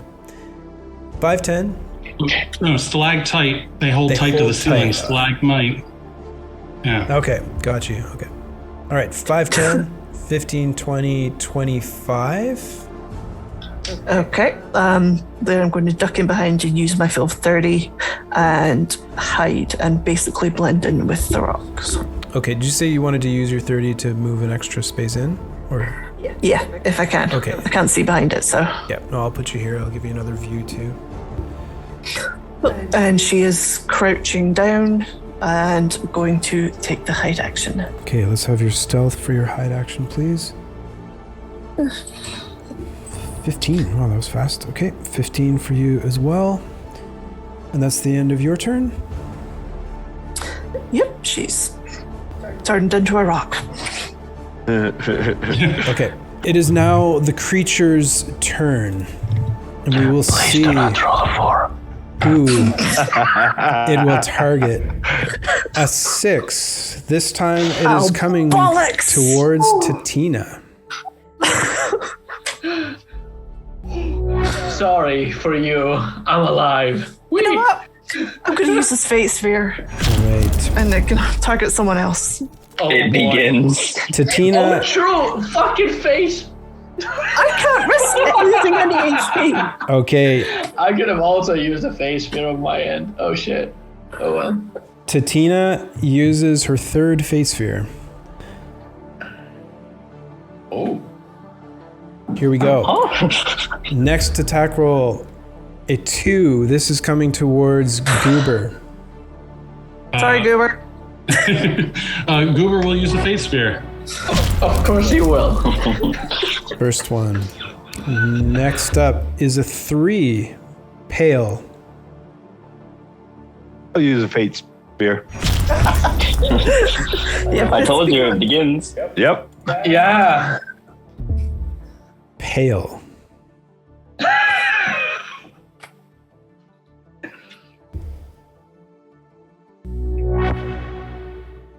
Taking it? Silence. Yeah, I use a fate spear. Okay. Second one. Well, wait, sorry. Just to be clear, though, No, that's my that was first one. 2 in a row, right? Oh, that's 2 in a row? Okay, yes, I will use the second one. Okay. I just want to make sure that was clear. Oh, Pale. All right, Oh my I'll take God. it. Pale is going to Wow. take it. Sorry, dude. With that, Dude. the creature looks up.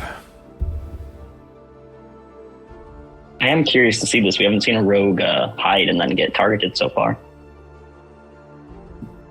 I mean, can you hide if you're already in front? Oh wait, no. He's behind. Yeah. Sorry. A lot of roads. I'm messing up with a lot of roads, you know? I am sorry Yep. if I mistake one of you guys. All right, so guys, I just wanted to do a quick check as it didn't state what the creature's passive perception is, but just so everyone's aware, its passive perception is 17. Holy. So it looks up, and although Pale is hiding, it sees with its piercing eyes. It takes off, flying almost to the ceiling as it moves forward, up over the dwarf's head. 5, 10, 15. Can we take opportunity attacks? You guys certainly can. I'm just going to put him here, Oh, but you guys I absolutely will. can certainly burn your Absolutely. reactions to do that. So I'll just do it in So- initiative order. So Akari, are you burning your reaction?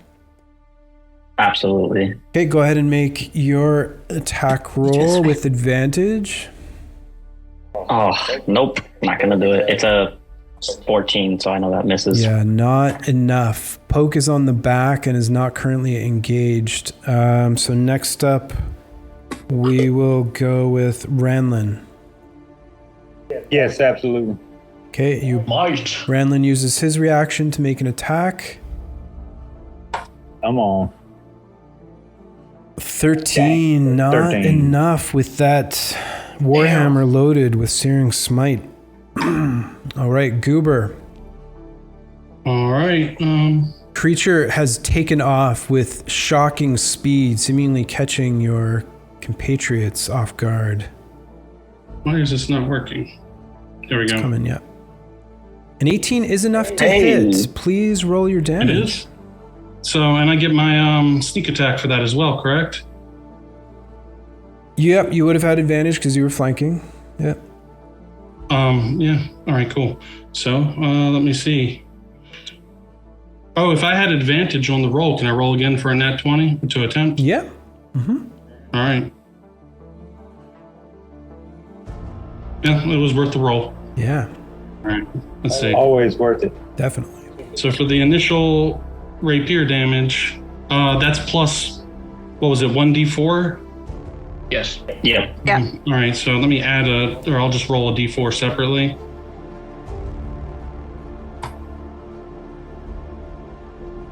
Okay. And then I will roll my sneak attack damage. Perfect. So 13 total piercing damage. That's what it looks like, yes. All right. Way to go, Hank. 13. As you strike the creature, you can tell there is a lot of resistance from this outer armored layer. You don't think you're doing the full damage that you're expecting, but it got through. And some blackish blood drips out of the wound. At any rate, it flies over Ranlin's head, landing solidly beside Pale. First off, it tries to use its scythe, raising it way up high into the air, slamming it down. For 17 to... No, I gotta roll it at disadvantage. Disadvantage. So, yep, 17 for the first roll. 24 for the second, so 17. Hits.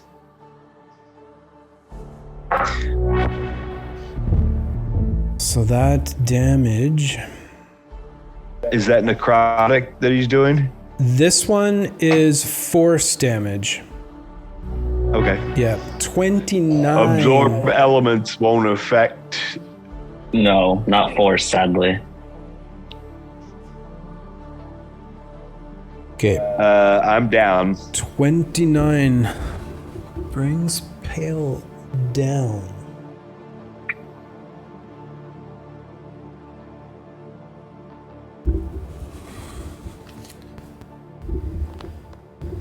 And at this point, it will use its bite.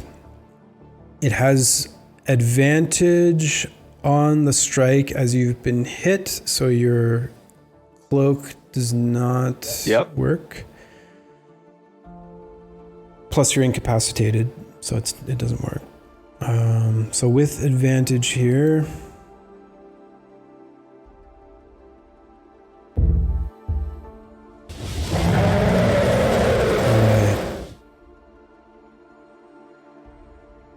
Why did that... Advantage was better than disadvantage. Yeah, why did that roar like that? That was weird. Okay, a 22 to hit. So with that bite, it snaps down. One death save.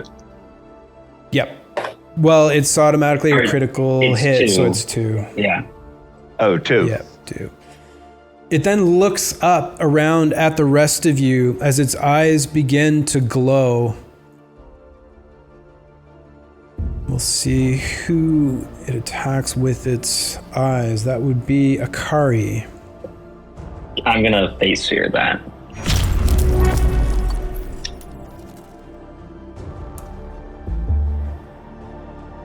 Okay, I'm gonna ignore that roll just because of the intent with which I'm using this one. Akari, back at you. I'll face fear. No, I'll take it. You'll take it? Okay, I'll X out the used Fate Sphere. You've still only used one as you take this one. So I need... real quick, Dave, where is Akari compared to where I'm at? Yep. He is 10 feet away from you. Okay, thank you. All right, as this creature uses its soul-stealing gaze, Akari, I need you to make a charisma saving throw, please. Oh, actually, let me double check the distance. Nat 20. Oh boy. Okay. It was in range. That is enough to pass the check.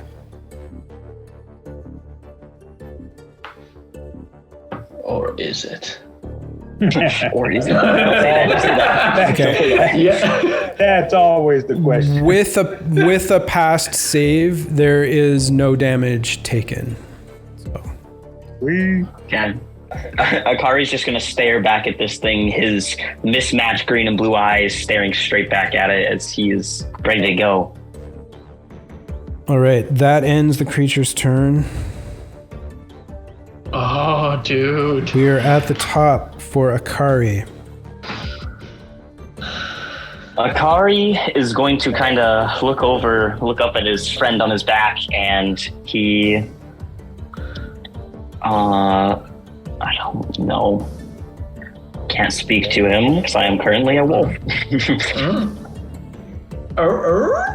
Yeah, exactly. You know? Just make some weird noises. No. I am going to run up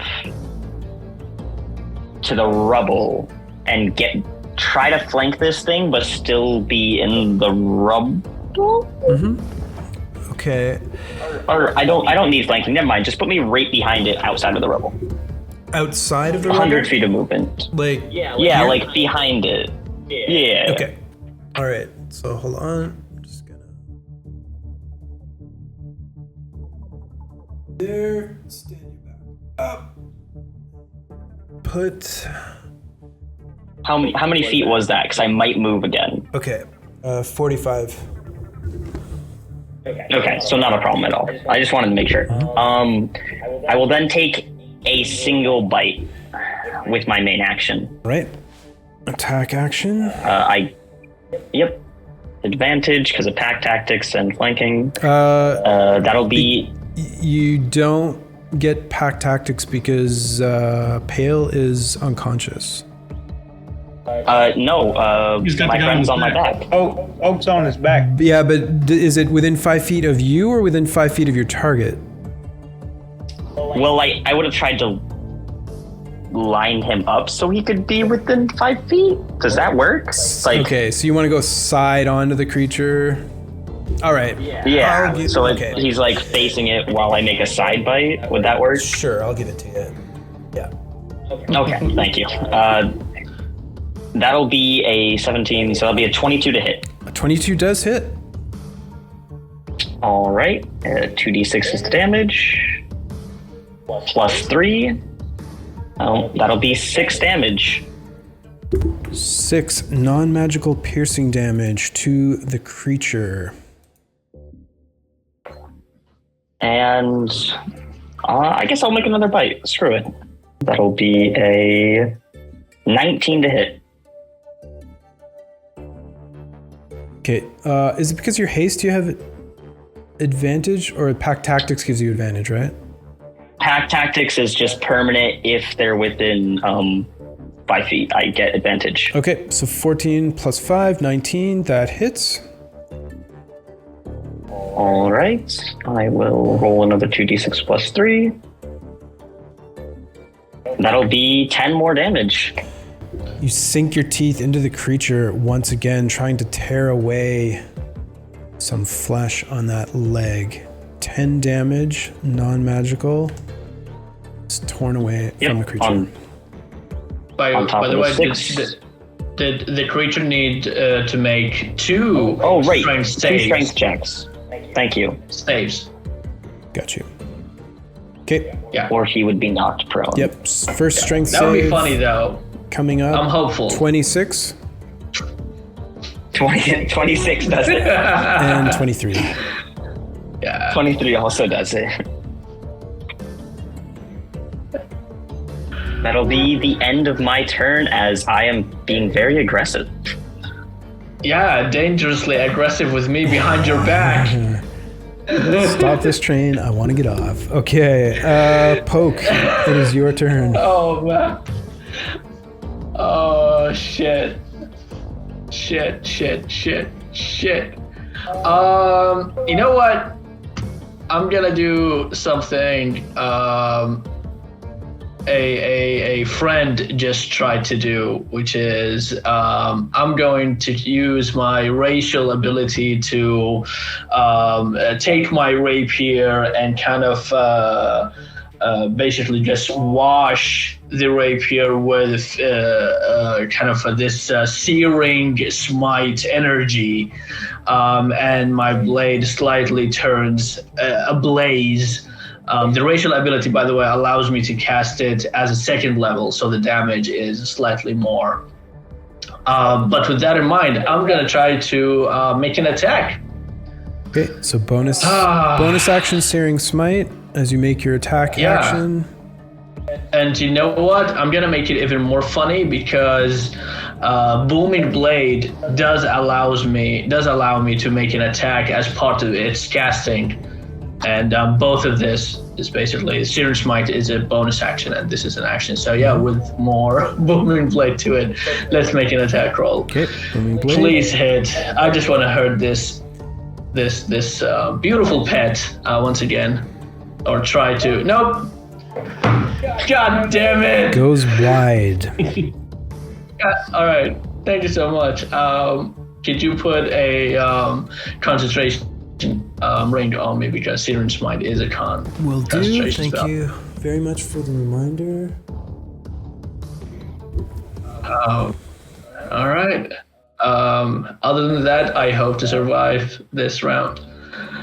Okay, Pale. I need you to make a death saving throw, please. Nope. I'll use a Fate Sphere to re-roll that. Okay, Pale uses third Fate Sphere. Go ahead and re-roll your d20, please. Actually, I'll use a fourth one to roll it with advantage. Very well. Fourth one to re-roll and use advantage.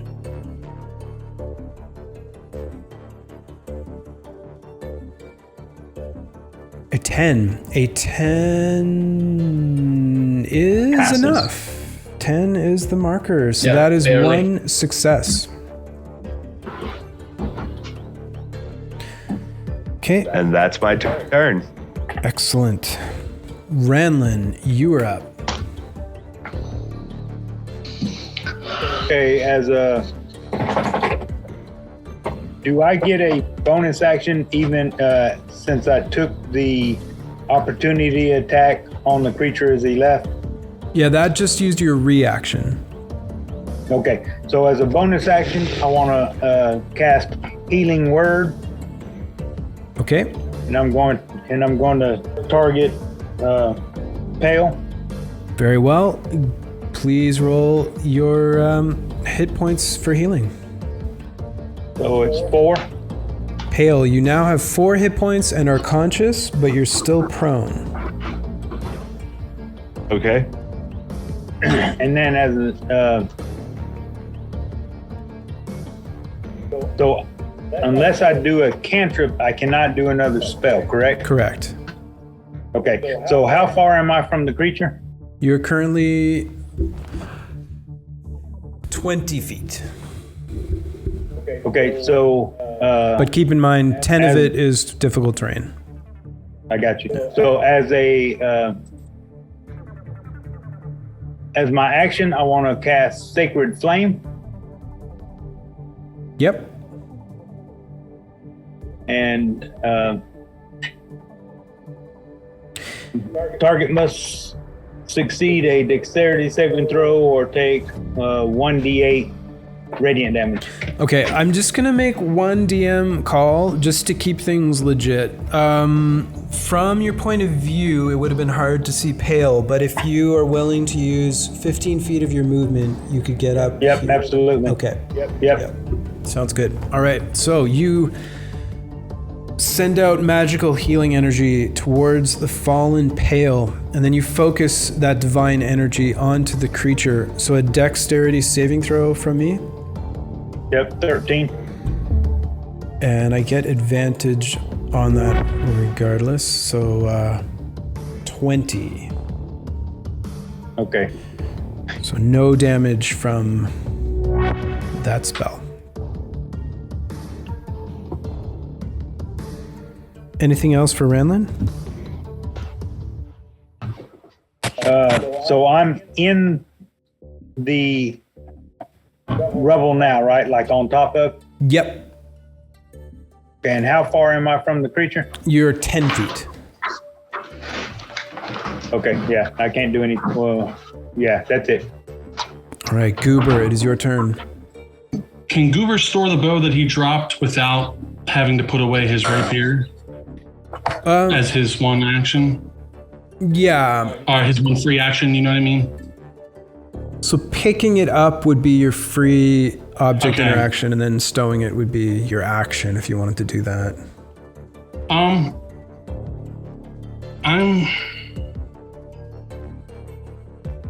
gonna pick it up, and actually, you know what? I'll pick it up and drop my rapier. Okay. So that I can take a shot with the bow, because I can't get to him in this turn. So. Okay. The black crystal is now your rapier. Go ahead and take your shot, please.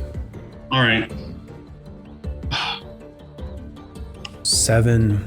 Arrow shoots wide into the darkness. All right. With that,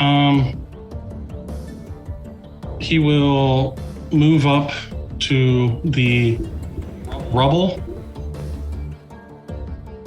to try and get as close to it as possible, and believe I can still hide as my bonus action. Yes. Yep. So I will take the hide. All right. Let's have action. your stealth roll, please. Stealth. Yeah. 21. Excellent hide roll. That's it for Goober. Tatina, it is your turn. As the action is now on your side of this fallen wall, but still a bit away from you.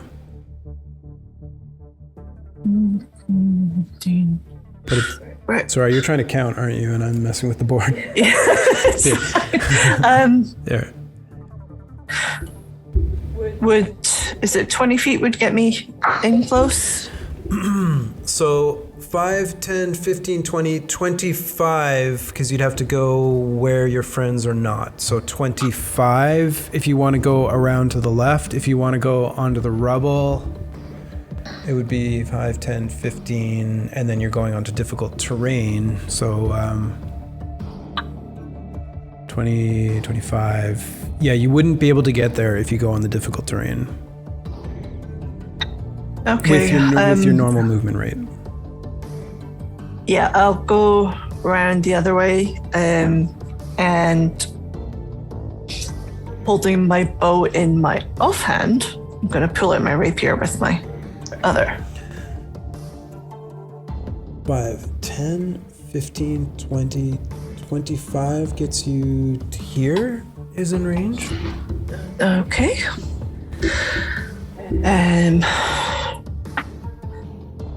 Yeah, and I'm just going to add the extra to the attack. So your blade glows. 13. 13 is not enough. So just keep in mind that usage for your the other half.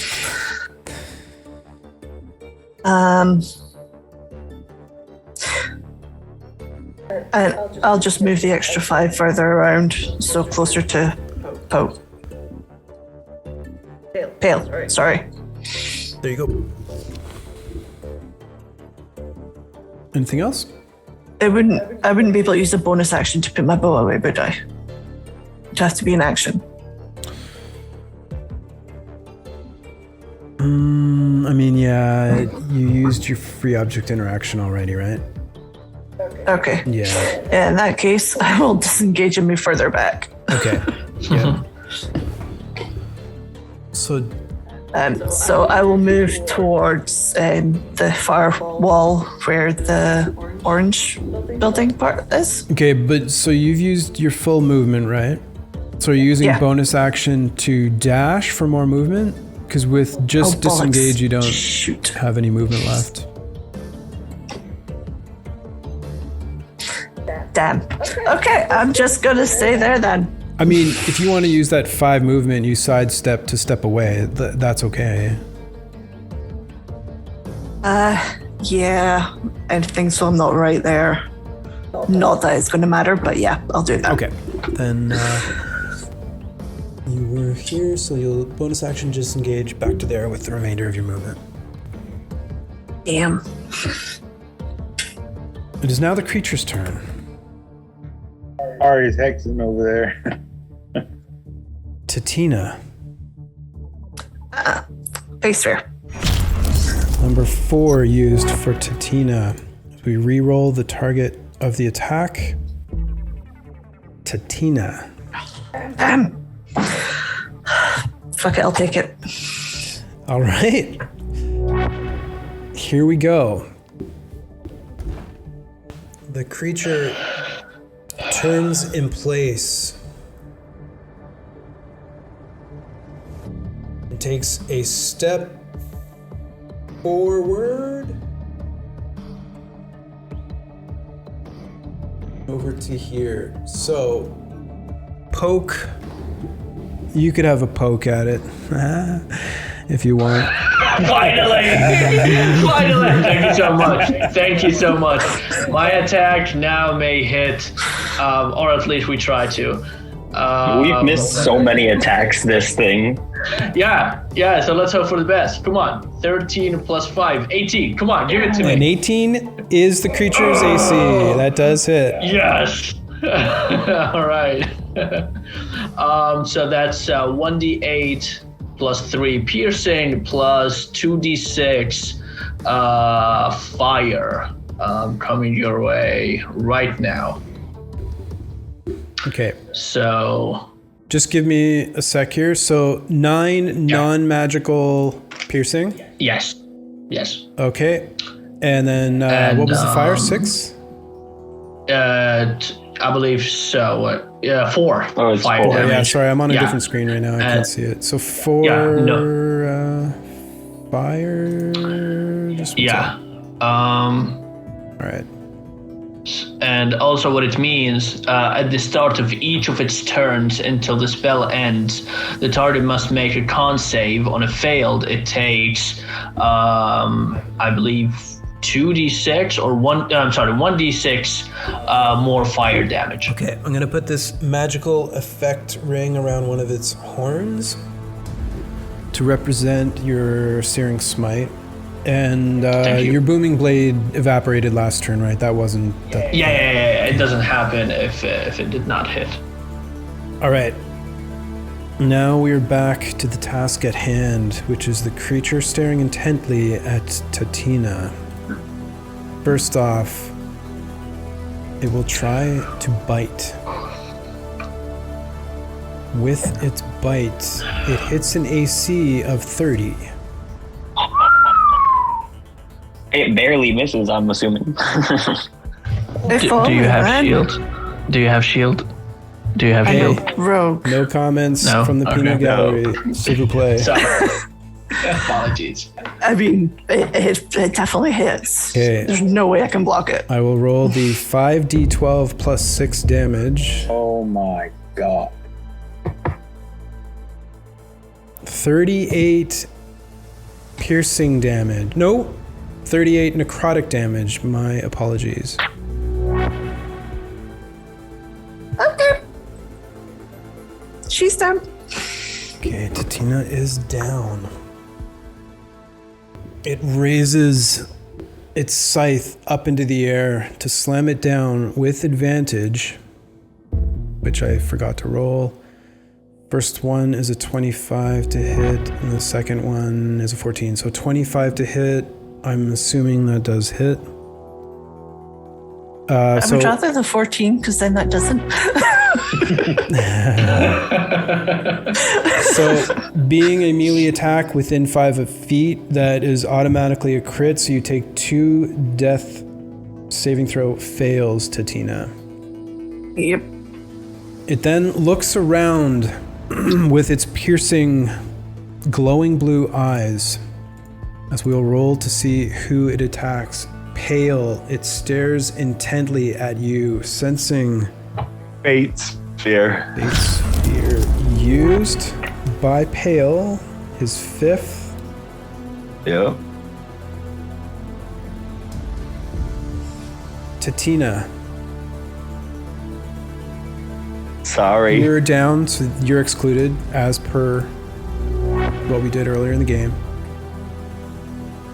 Poke, it's staring intently at you. 8 sphere. Poke uses his first Fate Sphere of the game.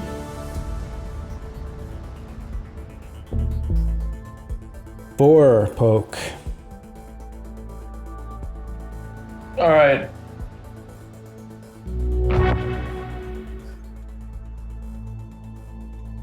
I can't do anything because I just use a Fate Sphere, so. Well, I mean, I have to say, you can use them in a row. Like, you can use as many as you want. Just Yeah. All right, let's go. Another Fate Sphere. Okay.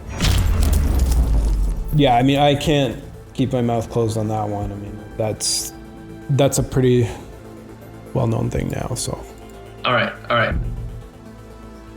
That's a 2. It is coming towards Goober. He will use a Fate Sphere. Second Fate Sphere used by Goober. Tatina. Still down. Right. Shake my head. Not that that's going to help. Goober. Goober will use a Fate Sphere. He uses his third Fate Sphere to try to avoid the gaze of this creature. Poke. Are you kidding me? That 4 does seem to be coming up an awful lot. I'm not going to lie. Yeah. We might need to check your DnD Beyond, sir. No, I'm just kidding. Fate Sphere. Third Fate Sphere used. Yeah, unfortunately. Here we go. TSN Turning Point. That one is Tatina. I caught it this time. Come on. Anything but 4. Oh, all right. gosh. Goober. Man, this thing is 2, 4, 6, huh? You know what? Bring it. Goober decides to take it. So I'm going to check the range first of all. He will fly over, which means Anybody have reaction? opportunity attack? I've already used my reaction, but the wolf did not. yeah. So I'm going to have him So. fly straight up. So that meaning that only the wolf would get an attack of opportunity if it wants to use its reaction. Yes. That's okay. I will use my reaction. Advantage, pack tactics, you know the gist. Yeah. It'll miss. Oh, yeah, no, it'll miss. Yeah. Because 7 + 5 is only, And- 12. So Apologies. Pack tactics is the person 5 feet. We said he was side on to you, right, to give you the advantage last time. This time there wasn't another ally. The wolf. Oh, well, that it missed anyways. Okay. So All right. Sounds good. Okay, so it lands right beside Goober, and it stares down at him. Goober, I need you to make a charisma saving throw, please. And being hidden does not, no, because he found me. All right, never mind. Did that work? Did that roll? No, that didn't roll. There we go.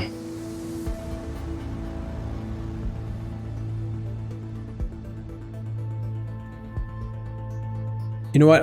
So- I'll give you advantage on this because you were hiding. All right. Thank you. Ooh.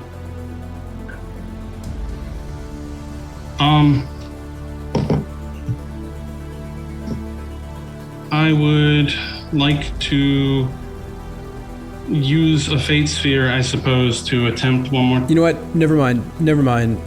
Look, he flew over. His passive isn't enough to find you. You're hiding within the rubble, let's say. He would have to use an action to search for you, which he doesn't have. So let's just leave it at that, and we'll move on round 4. Awesome, thanks. Okay, top of the round, Akari, it is your turn. Akari is going to kind of just, the wolf's almost going to chuckle to himself as he hears Poke on the back, yelling and going on, and then he finally gets a hit, and Akari is going to do the same thing. He's going to run up straight behind to this creature to get and do a sideways angle to hopefully get pack tactics, but he's also going to try to go behind it just in case pack tactics don't work. He wants to get a flank. Okay. So 5, 10, 15. I don't plan on moving anywhere else, so he has 100 feet. Yeah, 25, 30. To... Well, okay. Well, then you'll definitely be able to get behind, and we'll say that you're aligning yourself in a way that puts... Okay, I should rotate this thing because I designed it to do that, to make my life easy. Not reach across the board. Sometimes we forget things in games. Yeah. All right. And I will use my main action to bite him like I've been doing with advantage. That will miss. That'll only be a 14. And I'll use my hasted action to try to bite again. All right, sounds good. Full aggro. Keeping it quick. That'll be a 21 to hit. 21 does hit. Please roll your damage.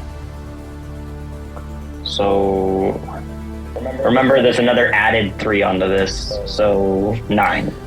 Okay, non-magical piercing for 9. Got it. Yep. He's just going to keep tearing at this one leg, and the beast needs to make a strength saving throw. DC 13. DC 13, strength save. He needs a 1. Yeah, he needs a 1. Yeah. 28 barely makes it. Okay, Poke. My turn. Is this Searing Smite... Does it fade away immediately? Oh yeah, so once we I needed to hit make a it? check. Was that at the beginning of his turn? Yeah, at the beginning of the creature's turn, basically. Okay. But I'm trying to see if the Searing Smite is only like a one thing from my end. You know what I mean? Like the moment I hit, it just disappears. I'm pretty sure it is. It's just probably yeah. It's like every other smite. All right. With that in mind, I will. But we didn't do the save. You know what? We didn't do the save for him at the beginning of his turn, so he might have some fire damage to take here. But at the beginning of his turn, he started to move. Then I did my reaction, so it wasn't really the beginning of his turn because he started to move. You know what I mean? He got It was a reaction to him flying. Yeah, it was an opportunity attack from him flying to Google. Oh yeah. Great. Yeah, sounds good. So I understand. It'll be the turn has next turn. Come up yet? Yep. Yeah. Thank you. All right. With that in mind, you know what? I'm gonna give it a booming blade attack once. So do I get advantage because of the hiding friend? You do. All right, so I'm just going to roll twice. The first attack is an 11 plus 5 for 16. Kind of bad. Come on, help me with a... All right, 13 plus 5, 18. 18 does hit. All right, so that is a 4. Non-magical piercing damage. And Booming Blade does not do anything at the beginning, or at least at this level. But if it moves, then it will take 1d8 thunder damage. Okay, and you're no longer concentrating on Searing Smite, right? Because it's gone off? Actually, I need to concentrate on it. For it to continue? Because, for the effect to continue. Okay, anything else for Poke? No, that's it. Pale. You regain consciousness laying on the ground as the magical energy from Ranlin flows through you. So you are conscious but prone. Which means whatever was in your hands is now on the ground. which would be my bow. Okay. Object interaction. I'm gonna grab a potion from my belt and drink it. A potion of healing. Okay, you can just drink it as your bonus. That won't use up your free object interaction. Oh, okay. Then I'll pick my bow up. What was the potion? 14 hit points back for Pale. Okay. Free object interaction, you pick up your bow. And I will take a shot at the creature. Are you remaining At the prone or creature. standing up? I'm standing up. Half my movement to stand up. Okay. Stand up. Let's Got my bow in hand and I'll take a shot at him. Nope. Definitely did not hit. Arrow goes wide. Well, I did just get up from near death, so. It's true. You're a little woozy. Anything else for Pale? Use my bonus action to hide. Stealth. I thought you used your bonus action for Yeah. Yeah. the potion. No, that. Yep. Oh, yeah. Yeah, potion was my. bonus action.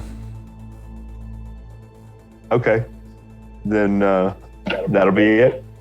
All right, Ranlin, your turn. You are currently. I'm on the wall, correct? Yeah, you're in the rubble. And Tina is less than 60 feet from me. She is. All right, so as a bonus action, I'll cast Healing Word. Bonus action healing On Tina. word. Thank you. Go ahead and roll those hit points for Tatina. 5. 5 hit points back to Tina. You are now conscious but prone. And whatever was in your hands is splayed out on the ground. And as a attack, I will cast Sacred. Quick question before I make my decision what I'm going to do. So I was concentrating on Searing Smite. I did not hit, so I'm no longer concentrating, right? Well, you can keep concentrating to maintain it on your blade. Or, Okay. your Warhammer. Absolutely. Yeah, no, yeah, well, okay. All right, so I'll use my movement to get 5 feet from him. Okay, yep. So you step off the rubble down right in front of him here. I'm just gonna put you here. I don't wanna. That is wherever you need me. Yep. And then I will attack him with my Warhammer. Very well. Very well. Please give me your attack roll. Come on. There you go. 21 hits. 21. Congrats. I'll roll my damage for that is 8. All right. Just straight 8. Okay. Yes, just straight 8. All right. And then the Searing Smite, he's got to make a Constitution save of 13 or take 1d6 fire damage. Okay, he doesn't have a specific con save, so I'm just using his con ability score. If it's a Searing Smite, it just takes the damage automatically at first, and then it's the same thing with my spell. I got basically. you. Okay. Yeah. So that Yeah. con check there, that will go against Ranlin's. Okay. Oh, seriously, he rolled a... Dang. Okay. All right. So my 1d6 damage. 1. Okay. One fire. One fire, One fire. and it was 8, so a total of 9. Okay, got it. Anything else for Ranlin? Any movement? No, I'm good. Goober, it is your turn. All right. So Goober will come out of his hiding spot And correct me if I'm wrong, but I can kind of sidestep around him without provoking an opportunity attack, I believe, correct? Yep, as long as you don't leave his threatened area or his range. All right, I will do that to get to my rapier. I will keep my bow in my hand, but use my object interaction to pick up my rapier. Okay. And make an attack against him. All right, let's have your attack, please. 19 hits. Aha. All right. And that is, let me see, here we go. That plus 1d4. And my sneak attack. All right, so 7, that's a total of 16. Go ahead and make another attack roll, though, since you were attacking without him being able to see you. Another one? Just an attack roll, yeah, just because you have advantage. Just want to see if you get a 20. Oh, so close. Yeah. So close. So close. Okay, 16 damage. And how much movement did I use to get there? You used 15 feet of movement. 15. You know what?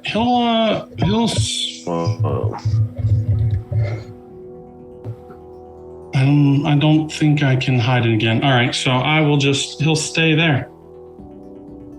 And that's it. Tatina, it is your turn. You are prone but conscious. Okay. Well, she's going to stand up.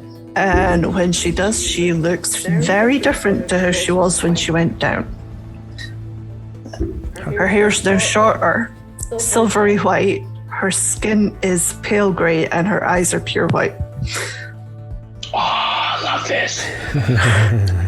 And she's gonna move her movement to the wall to try and hide behind it. Okay, what was in your hands when you went down? Oh, my rapier. I want to pick up my rapier. Okay, you use your free object interaction to pick up your rapier. 5, 10, 15 to move behind the wall? Okay. Bonus action, I'm taking a potion. Alright, bonus. That is.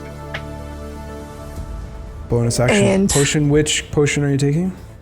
Just the standard healing. Alright, go ahead and roll that healing, please. DM, I do have a question. Mm-hmm. Is the creature looking bloodied or, in a bad condition? He's got a couple of scratches on him, I mean... Oh, okay, so we're doing something. Okay. Yeah, you're scratching him. Bloodied? 15 more rounds. Bloodied, 15 more rounds, no. and we might do it. 7 hit points back? I don't think we can make 15 more rounds. Yeah.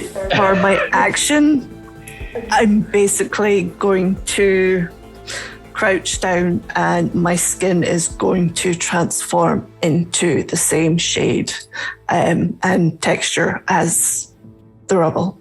Understood. Okay. You try to fade into the background of the rubble.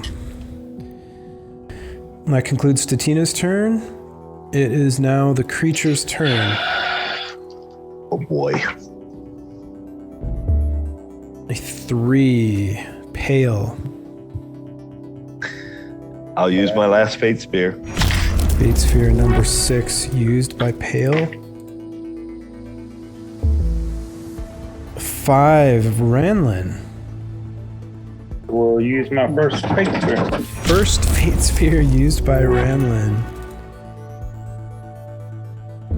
Oh, Pale. I'll take it. Obviously. Yep. I'm afraid you have no choice. So, the creature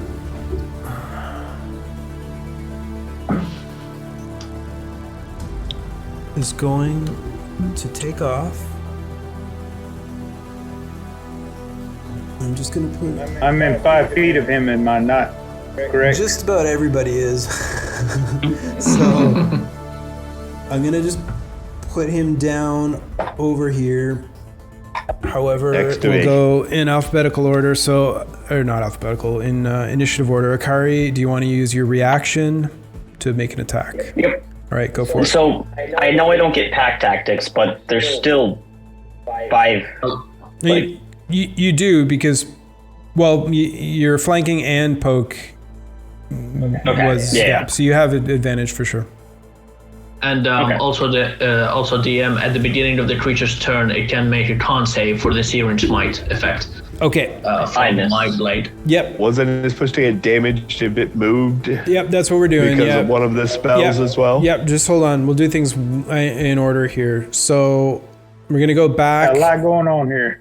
Yeah, we're going back to the Searing Smite roll for Ranlin. That one passed, right? It was a 17, so that ends the damage at the beginning of the turn, or does he take it first and then it ends? Basically, he takes the damage. Basically, he needs to make a con save first. Well, yeah, if he passes the save, then he takes 1d6 fire damage, and the spell's ended, so my concentration would be gone.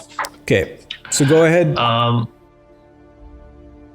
Basically, at the start of each of its turns until the spell ends, the target must make a con save. On a failed save, it takes 1d6 fire damage.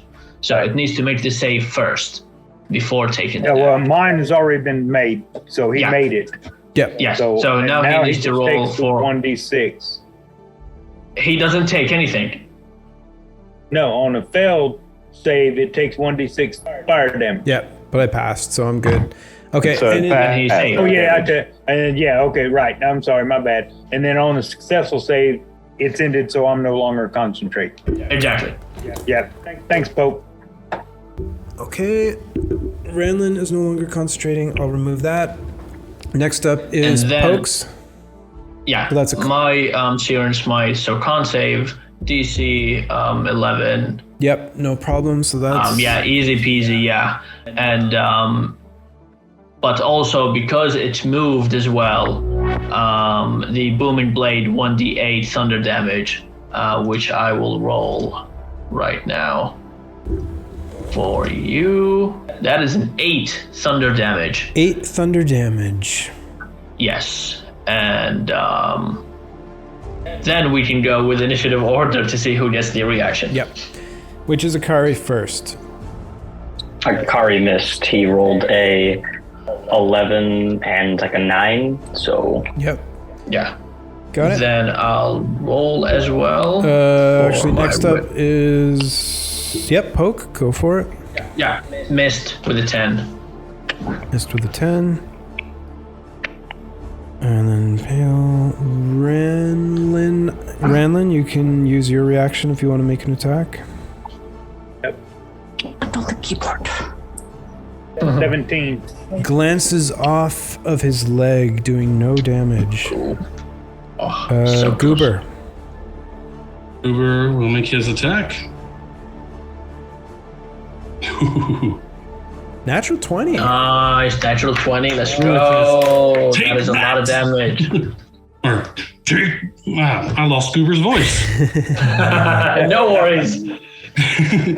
Take that. Anyway, and then don't forget the 1d4 is doubled as well. So. Yep.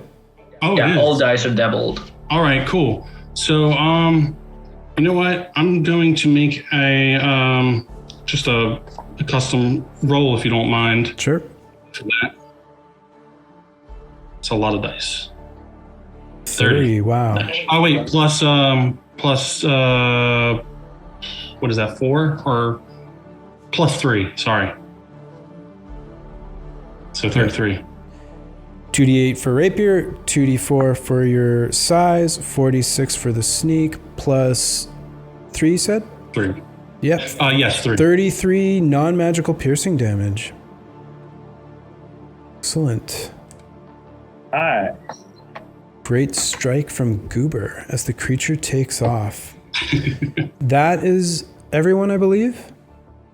Yeah. Right, that makes it... Well, it's already the creature's turn. He's moved. He's now landed. And it was pale. Yep. All right. The bite is a 13. Misses.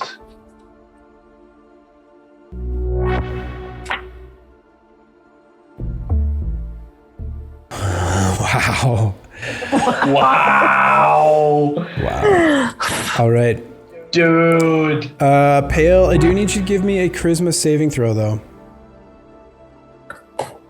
Okay. Because you are not down, it will fix its gaze upon you. 14 is not enough, so...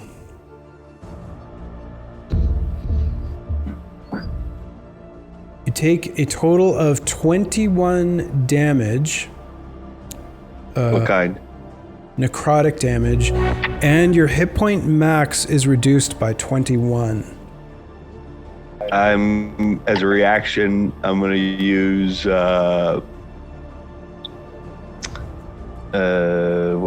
absorb element. Okay. Does absorb elements work on necrotic? I don't think so because it's not an element. No.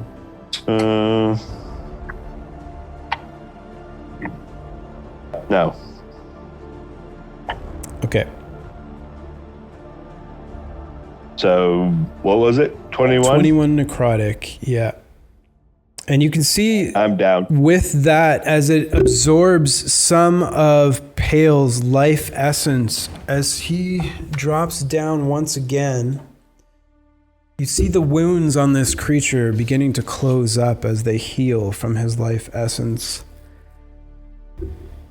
Keep in mind that your hit point max was also reduced by 21. Okay, that ends the creature's turn. Round 5, guys. It is Akari's turn. Well, I mean, considering my turns have consisted of the same action for the last 4 turns, I think I'm going to, believe it or not, run up to the monster behind it specifically and maybe just gnaw on it a little. Okay, so while I move you, if you want to go ahead and make your rolls, I'll put you guys in the same position as usual. Yep. Pack tactics, all that good stuff. That will be a 22 to hit for the first one, so that'll hit. Nice.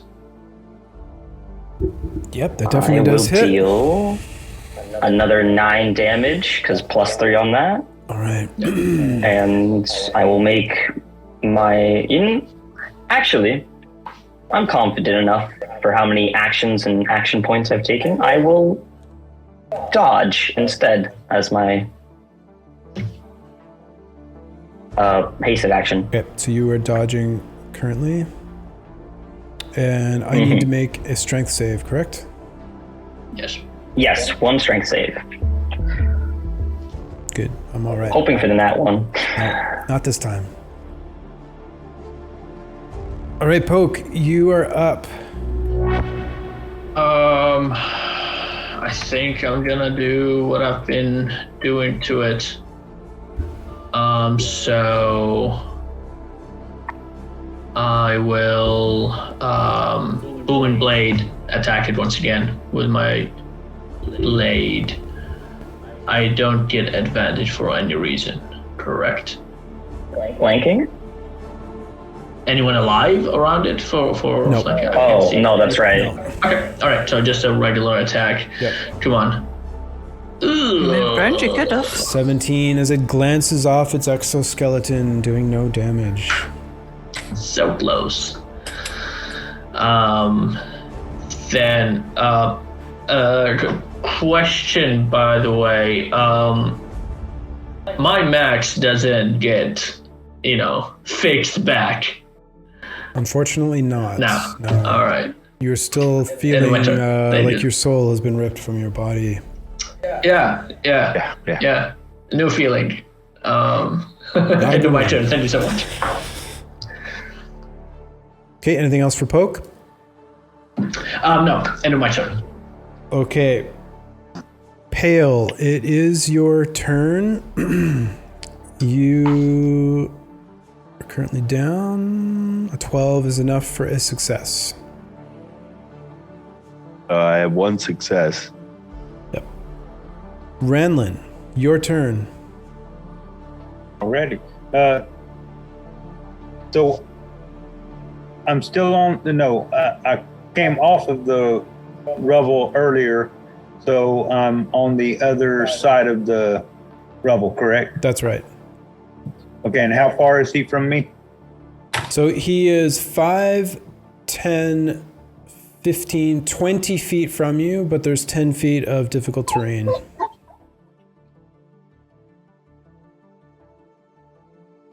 $15 feet of. So how much of my movement? So I have 25. Would I be able to get to him with that? Oh, yeah. Yep, you can get to him.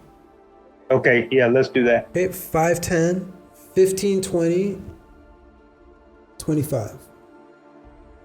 Okay, and use Sacred Flame. Sacred Flame, he will make a dexterity saving throw to try to avoid your divine energy. He's 17. Yeah, he gets it.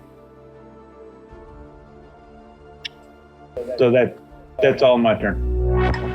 Very well, that ends Ranlin's turn. Goober, it is your turn. So Goober is going to run close enough to the rubble that he can still get an attack against it with his bow. I'd say with your increased height, you can run right up to the rubble. Oh yeah. Okay. Then he's going to drop his rapier and grab his bow again. Okay. Or wait, actually, I think it was still in his hand. Yeah, you were holding your bow. Yeah. Yeah. You know what? He will stow his rapier. Okay. And then take a shot against the creature. Let's have your attack rolls. You take aim at this pet. 24 hits. Goober is dealing the damage. Yeah. Yes, he is. All right. So he's going to sneak damage as well. Yeah. So I'm just going to do the custom roll again. It just seems like it's easier. Sure. Unless you have a problem with that. Nope. No. Okay. So that plus 3, so 11 damage. All right. Non-magical. 11 non-magical piercing. And then he is going to take the hide bonus action, thanks to his, cunning action, I think. Yeah. So. Okay, let's have that stealth roll. Ooh. 16 this time. That brings us to Tatina. Okay, well, I don't like that thing being close to me. I'm going to dart in and try and stab it first. Okay, just straight up to it. Yeah. Would I get flanking or not?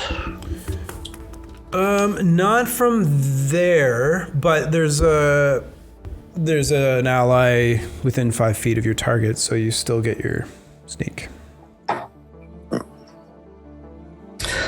damage. But okay. no, you if you want to move further, you could kind of move around Ranlin and stand over. I'm Pim. good. Good. Okay. Go ahead and roll your damage. Okay, so it would be this. Plus 3, so 10 plus my sneak. So 15, and it's magical. Okay, so the first part was the 6, and then the sneak was 5, or 11 total magical damage. Well, it was plus the 3 for damage which wasn't on the sheet for this sword. Got you. Right. Then I'm going to disengage and run round towards Goober. 30 gets you to here. And I'm going to crouch down and make myself a smaller target. Now I'm disguised with the rock. Okay. Sounds good narratively. Mechanically, not so much. Hey, it's worth a try, okay? Yeah, absolutely. That makes it the creature's turn. Oh boy. Ranlin. It's true. Fate Sphere used. Your second.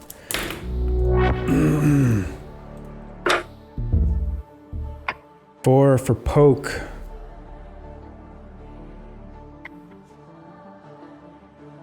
Fate Sphere. Your fourth. Yes. 2 for Goober. Fate Sphere. Your fourth.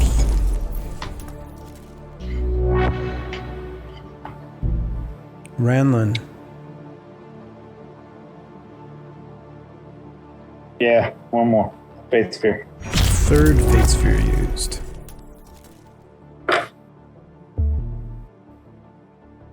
Akari. Yeah, I'll burn one. I'll use another Fate Sphere. Okay, second Fate Sphere used by Akari.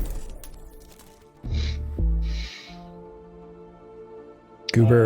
Fate Sphere. Fifth. Getting down to it here, folks.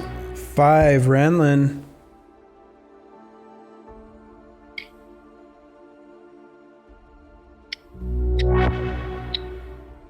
Yeah, I'm gonna use another one. Fourth one gets used.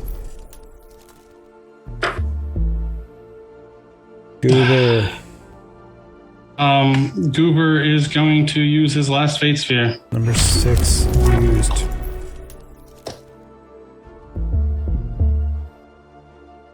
Six for Tatina. Nope, she's not going down again. Sorry. Fifth Fate Sphere used for Tatina. Poke. Oh, dude. You gotta burn them.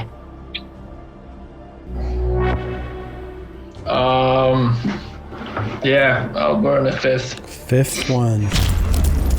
Why do I feel like this is... Uh-oh. Goober. With no Fate Spheres left. The creature sets its eyes on you. Boy. Takes off. Reaction. Yeah. Yeah, Time for the reaction train. Okay, here we go.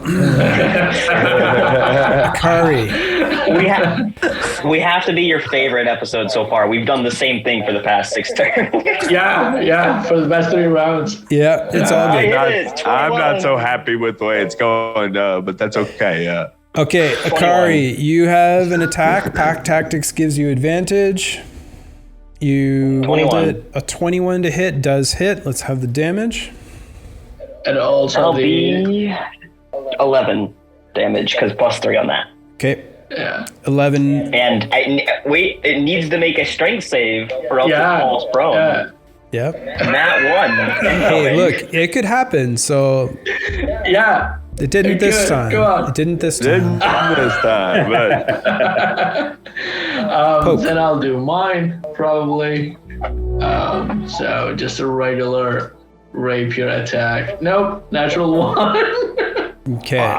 You know what? Sapakari! I am going to say with a natural 1, after not giving you disadvantage attacking on the back of the dire wolf the whole game, I'm going to say that you've fallen off the dire wolf with that natural 1. Oh no. Oh no. Oh no. Yeah. Oh no. Okay.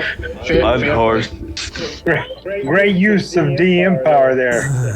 I don't use it too often in this game, but that one calls for it, I think. No, I'm cool with it. I can understand. You don't like the mount strategy? You don't like the mount strategy? Hey, I'm not saying that. I'm just saying when you roll a 1, stuff happens. So Yeah. All right, Ranlin. Pale's not conscious, so Ranlin. Yep. Warhammer. The hit. Come on. No. 10 is Dang. not enough. So it now lands in front of Goober. First off will be the bite. This will be a 21 to hit Goober. And it's The bite is, if the dice would move, I could see the damage. It's awkwardly there. 33 necrotic damage, Goober. Ouch. I have 30 HP, so, and no fate spheres, so I suppose I get downed. Okay. Goober is down. The creature will attack with advantage with its scythe. I know it's saying claws here, but he's got a scythe in his hand, so it's a scythe. Yeah. Sure. Why not? That is a 20 to hit the incapacitated Goober. That is a crit. 2 death save fails, Goober. All right, let me do this. It now will look around Please. at Okay. Tatina with its piercing eyes as you are right beside Goober. No. Sorry. Tatina uses her Finding my last one. final fate sphere. A 3. Pale's. I'm prone. Yeah, Pale's down. I'm down. Yeah. A 6. Tatina. Tatina, With no I fate need spheres. you to make a charisma saving throw, please.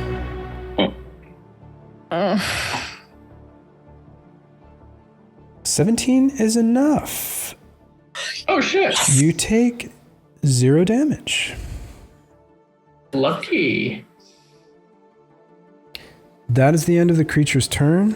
That is the end of round 5. We are at the top of the round with Akari. Akari is going to take a look back at his friend Poke, kind of give him a rolling eyes, even in the dire wolf form, as he fell off. He's going to kind of, like, make it, I don't know, he's going to take off. He's going to leave him. You're good. You're good for now. Oh no. Okay. He's gonna run over to the wolf, or not to the wolf, to the beast, and he is going to bite it once. And he should get pack tactics because... Oh, wait, are they both? No, Tatina's there, right? Yeah, Tatina's there. Okay, so I still get pack tactics because Tatina's there. Yep. Cool. And then I don't want to move behind it, actually. I just want to move like closer to Tatina. Sorry, I should have clarified. Okay, so do you want to be beside Tatina? The closest place to hit it while still... Yeah, because I'm planning on moving back to go grab Poke again, but Oh, I I want see to what bite you him mean. once. Okay, so just straight up. Yeah, straight up and back. And then I'm going to use my bite, so we'll see what that is. That will be a 20 to hit. 20 to hit, I believe that hits. It does. And it will take 13 more damage. 13 damage, and it does its strength save. It passes. I will then use my hasted action to disengage and run back as far as I can to Poke. Okay. I have 100 feet of movement, so I have 45 left. So I think I should be around the same spot, but 5 feet less. Yep. 5, 10, 15, 20, 25, 30, 35, 40, 45. Yeah.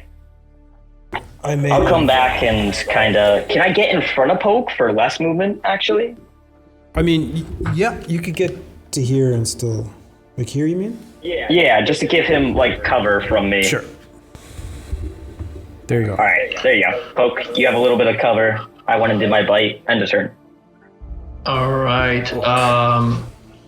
I will then hop on the wolf, the dire wolf, and I will cast Firebolt. Have your attack roll, please. Yes, coming your way right now with a 17 plus 5. 22, so, that hits. And that is 4 fire damage. 4 fire damage. As your firebolt impacts into the creature, you do notice that it doesn't do as much damage as it normally would. Any bonus action for poke? Nope. Okay. Unfortunately. Pale, it is your turn. I need a death saving throw, please. Already on its way. 13 is a pass. Another success for Pale. That is 2 in a row. Oh my god. Ranlin, it is your turn. All right. Again, how far will my 25 get me to him? Yep. Okay. 5, 10, 15, 20, 25. All right. And as an action, I want to cast Toll the Dead. Okay, Toll the Dead from Ranlin. I believe that's a save for me. Yes, 13 whiz. Okay, 13 wisdom. I have advantage on this.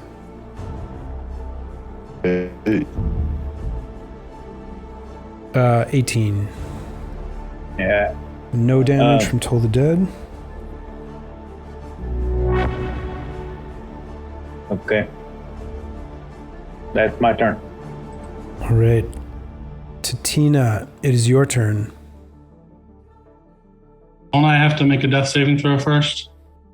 Oh, I thought I was after Ranlin. Oh, maybe, you are. Maybe I missed you. I apologize. Oh, yep, Goober. Sorry, my mic was blocking your name. I apologize. No, you're fine. 5. Yep. 5 is a death saving throw fail, Goober. Yep. Do you know of anything within the rules of Crucible of Fate that can save Goober at this time? No, I have a quick question. It won't really affect this probably, but when you have a status effect on you and you roll it, and you make rolls in here, does it automatically take that into account? Probably not. Okay, that's it. All right, well, okay. I think I'm dead. Is there anything specific though that you want to check with them? No, I forgot to take off the poisoned and blinded this whole time but that was right before my death saving throw. I wasn't sure if that was giving me disadvantage on everything. Yeah, no, I don't. D&D Beyond doesn't do it automatically. All right. Yeah. Okay, well, Hank, I am sorry, man, but Goober has been eliminated from the Crucible. It's okay. Great character. I had fun. Great to have you on the show, man. You did awesome. You played well. Just, the... Very, very great job, Hank. Yeah. Thank you, guys. Good job, Hank. I thought I was dead. Keep in mind, too, Hank, that we're still going to be doing the PvP bracket, so you're not out for good. If you wish to partake in the PvP bracket, you can still earn your way back in. So I actually did not know about that. Yep. So I will be... All the Fallen will have an opportunity to go into a PvP game, and a certain number of people surviving that will earn a place back into episode 19. All right. Yeah. Nice. Thank you very much. Okay, for now, we say goodbye. Bye. Thank you, guys. Okay, take care. And we just healed you. Later.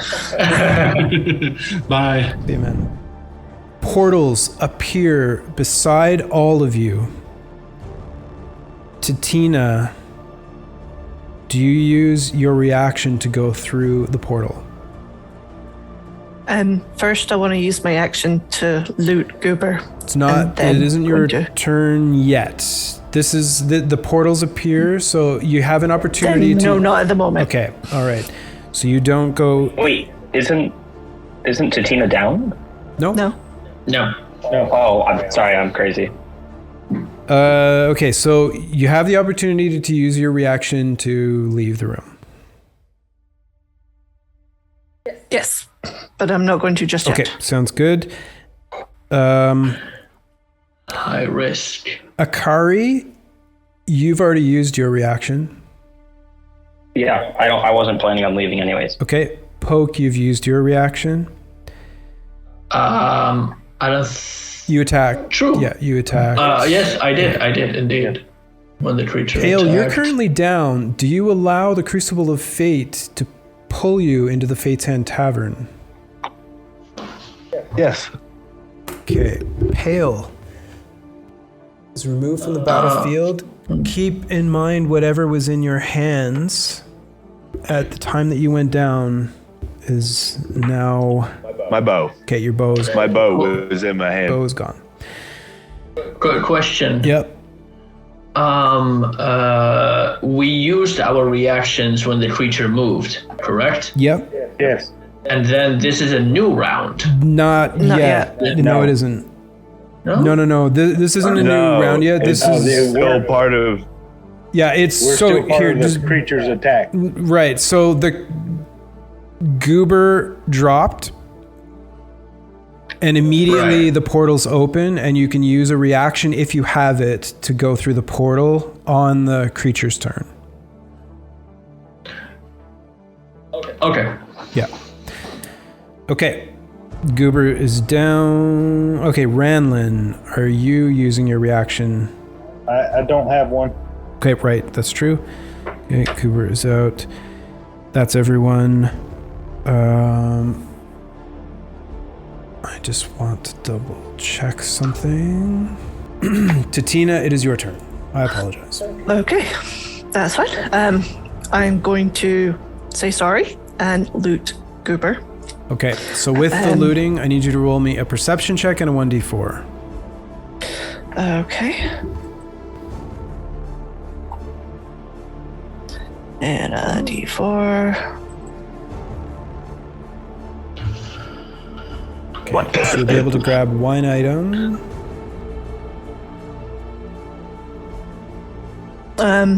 And looking at, just let me bring up his stuff. Do you want to grab off of his body, pouch, or backpack?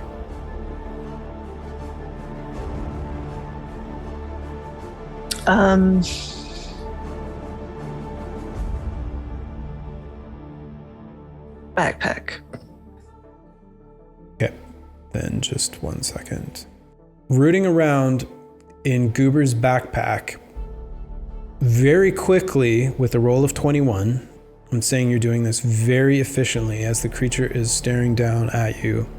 He has a bell, a candle, a crowbar, a hammer, a hooded lantern, flask of oil, a piton, rations, rope, string, tinderbox, and a water skin. She's grabbing the oil. Okay, the oil is now gone from his backpack. And then if she's still able to, she's going out the portal. Okay. Just deleting this, sorry. So it was 2 flasks of oil that you got when you grabbed them. You step through the portal and are gone from hunter and hunted. It is the creature's turn.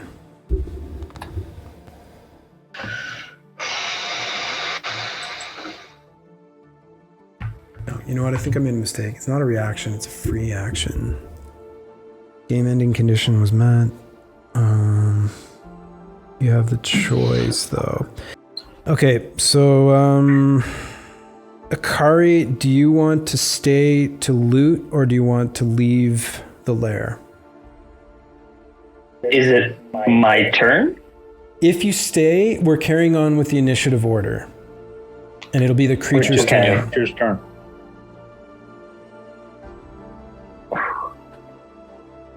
Poke, can you stay with me one more He round? can't answer you on your turn. Oh, right, sorry. And actually, it's not even your turn, so you can't even ask. So the question is, do you want to leave or do you want to stay and endure the creature's turn? Oh, I'll just leave. Wait, but if I leave with Poke on my back... No. On my back... No, he just remains standing as you go through your portal. He can't go through yours with you.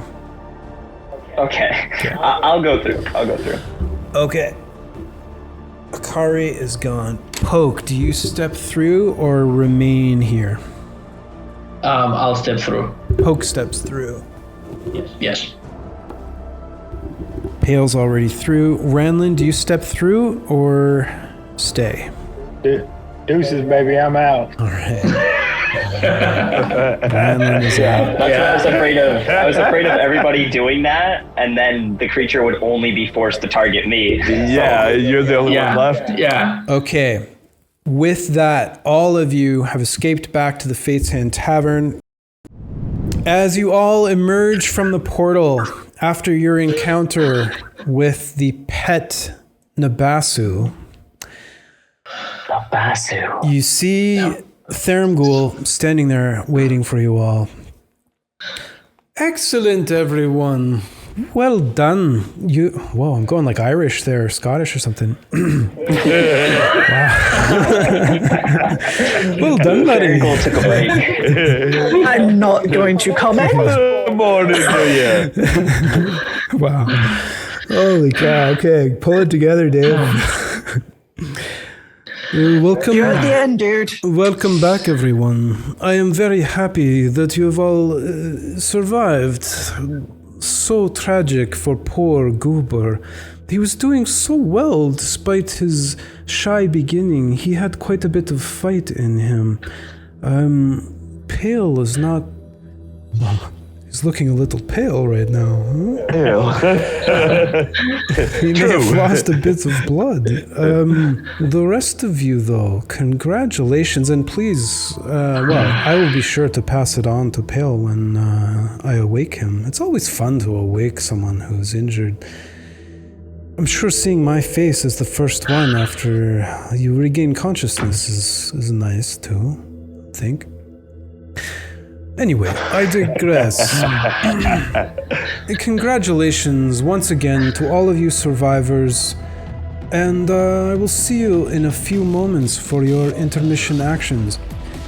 And I will see you folks in 10 part 2. And congrats all of you contestants for surviving part 1. Good job. Let's go. GG. Yeah, thanks a lot, you guys. It was amazing, intense, and great job. That was very intense. Okay, we're gonna shut off our... I don't know, I kind of slept through it.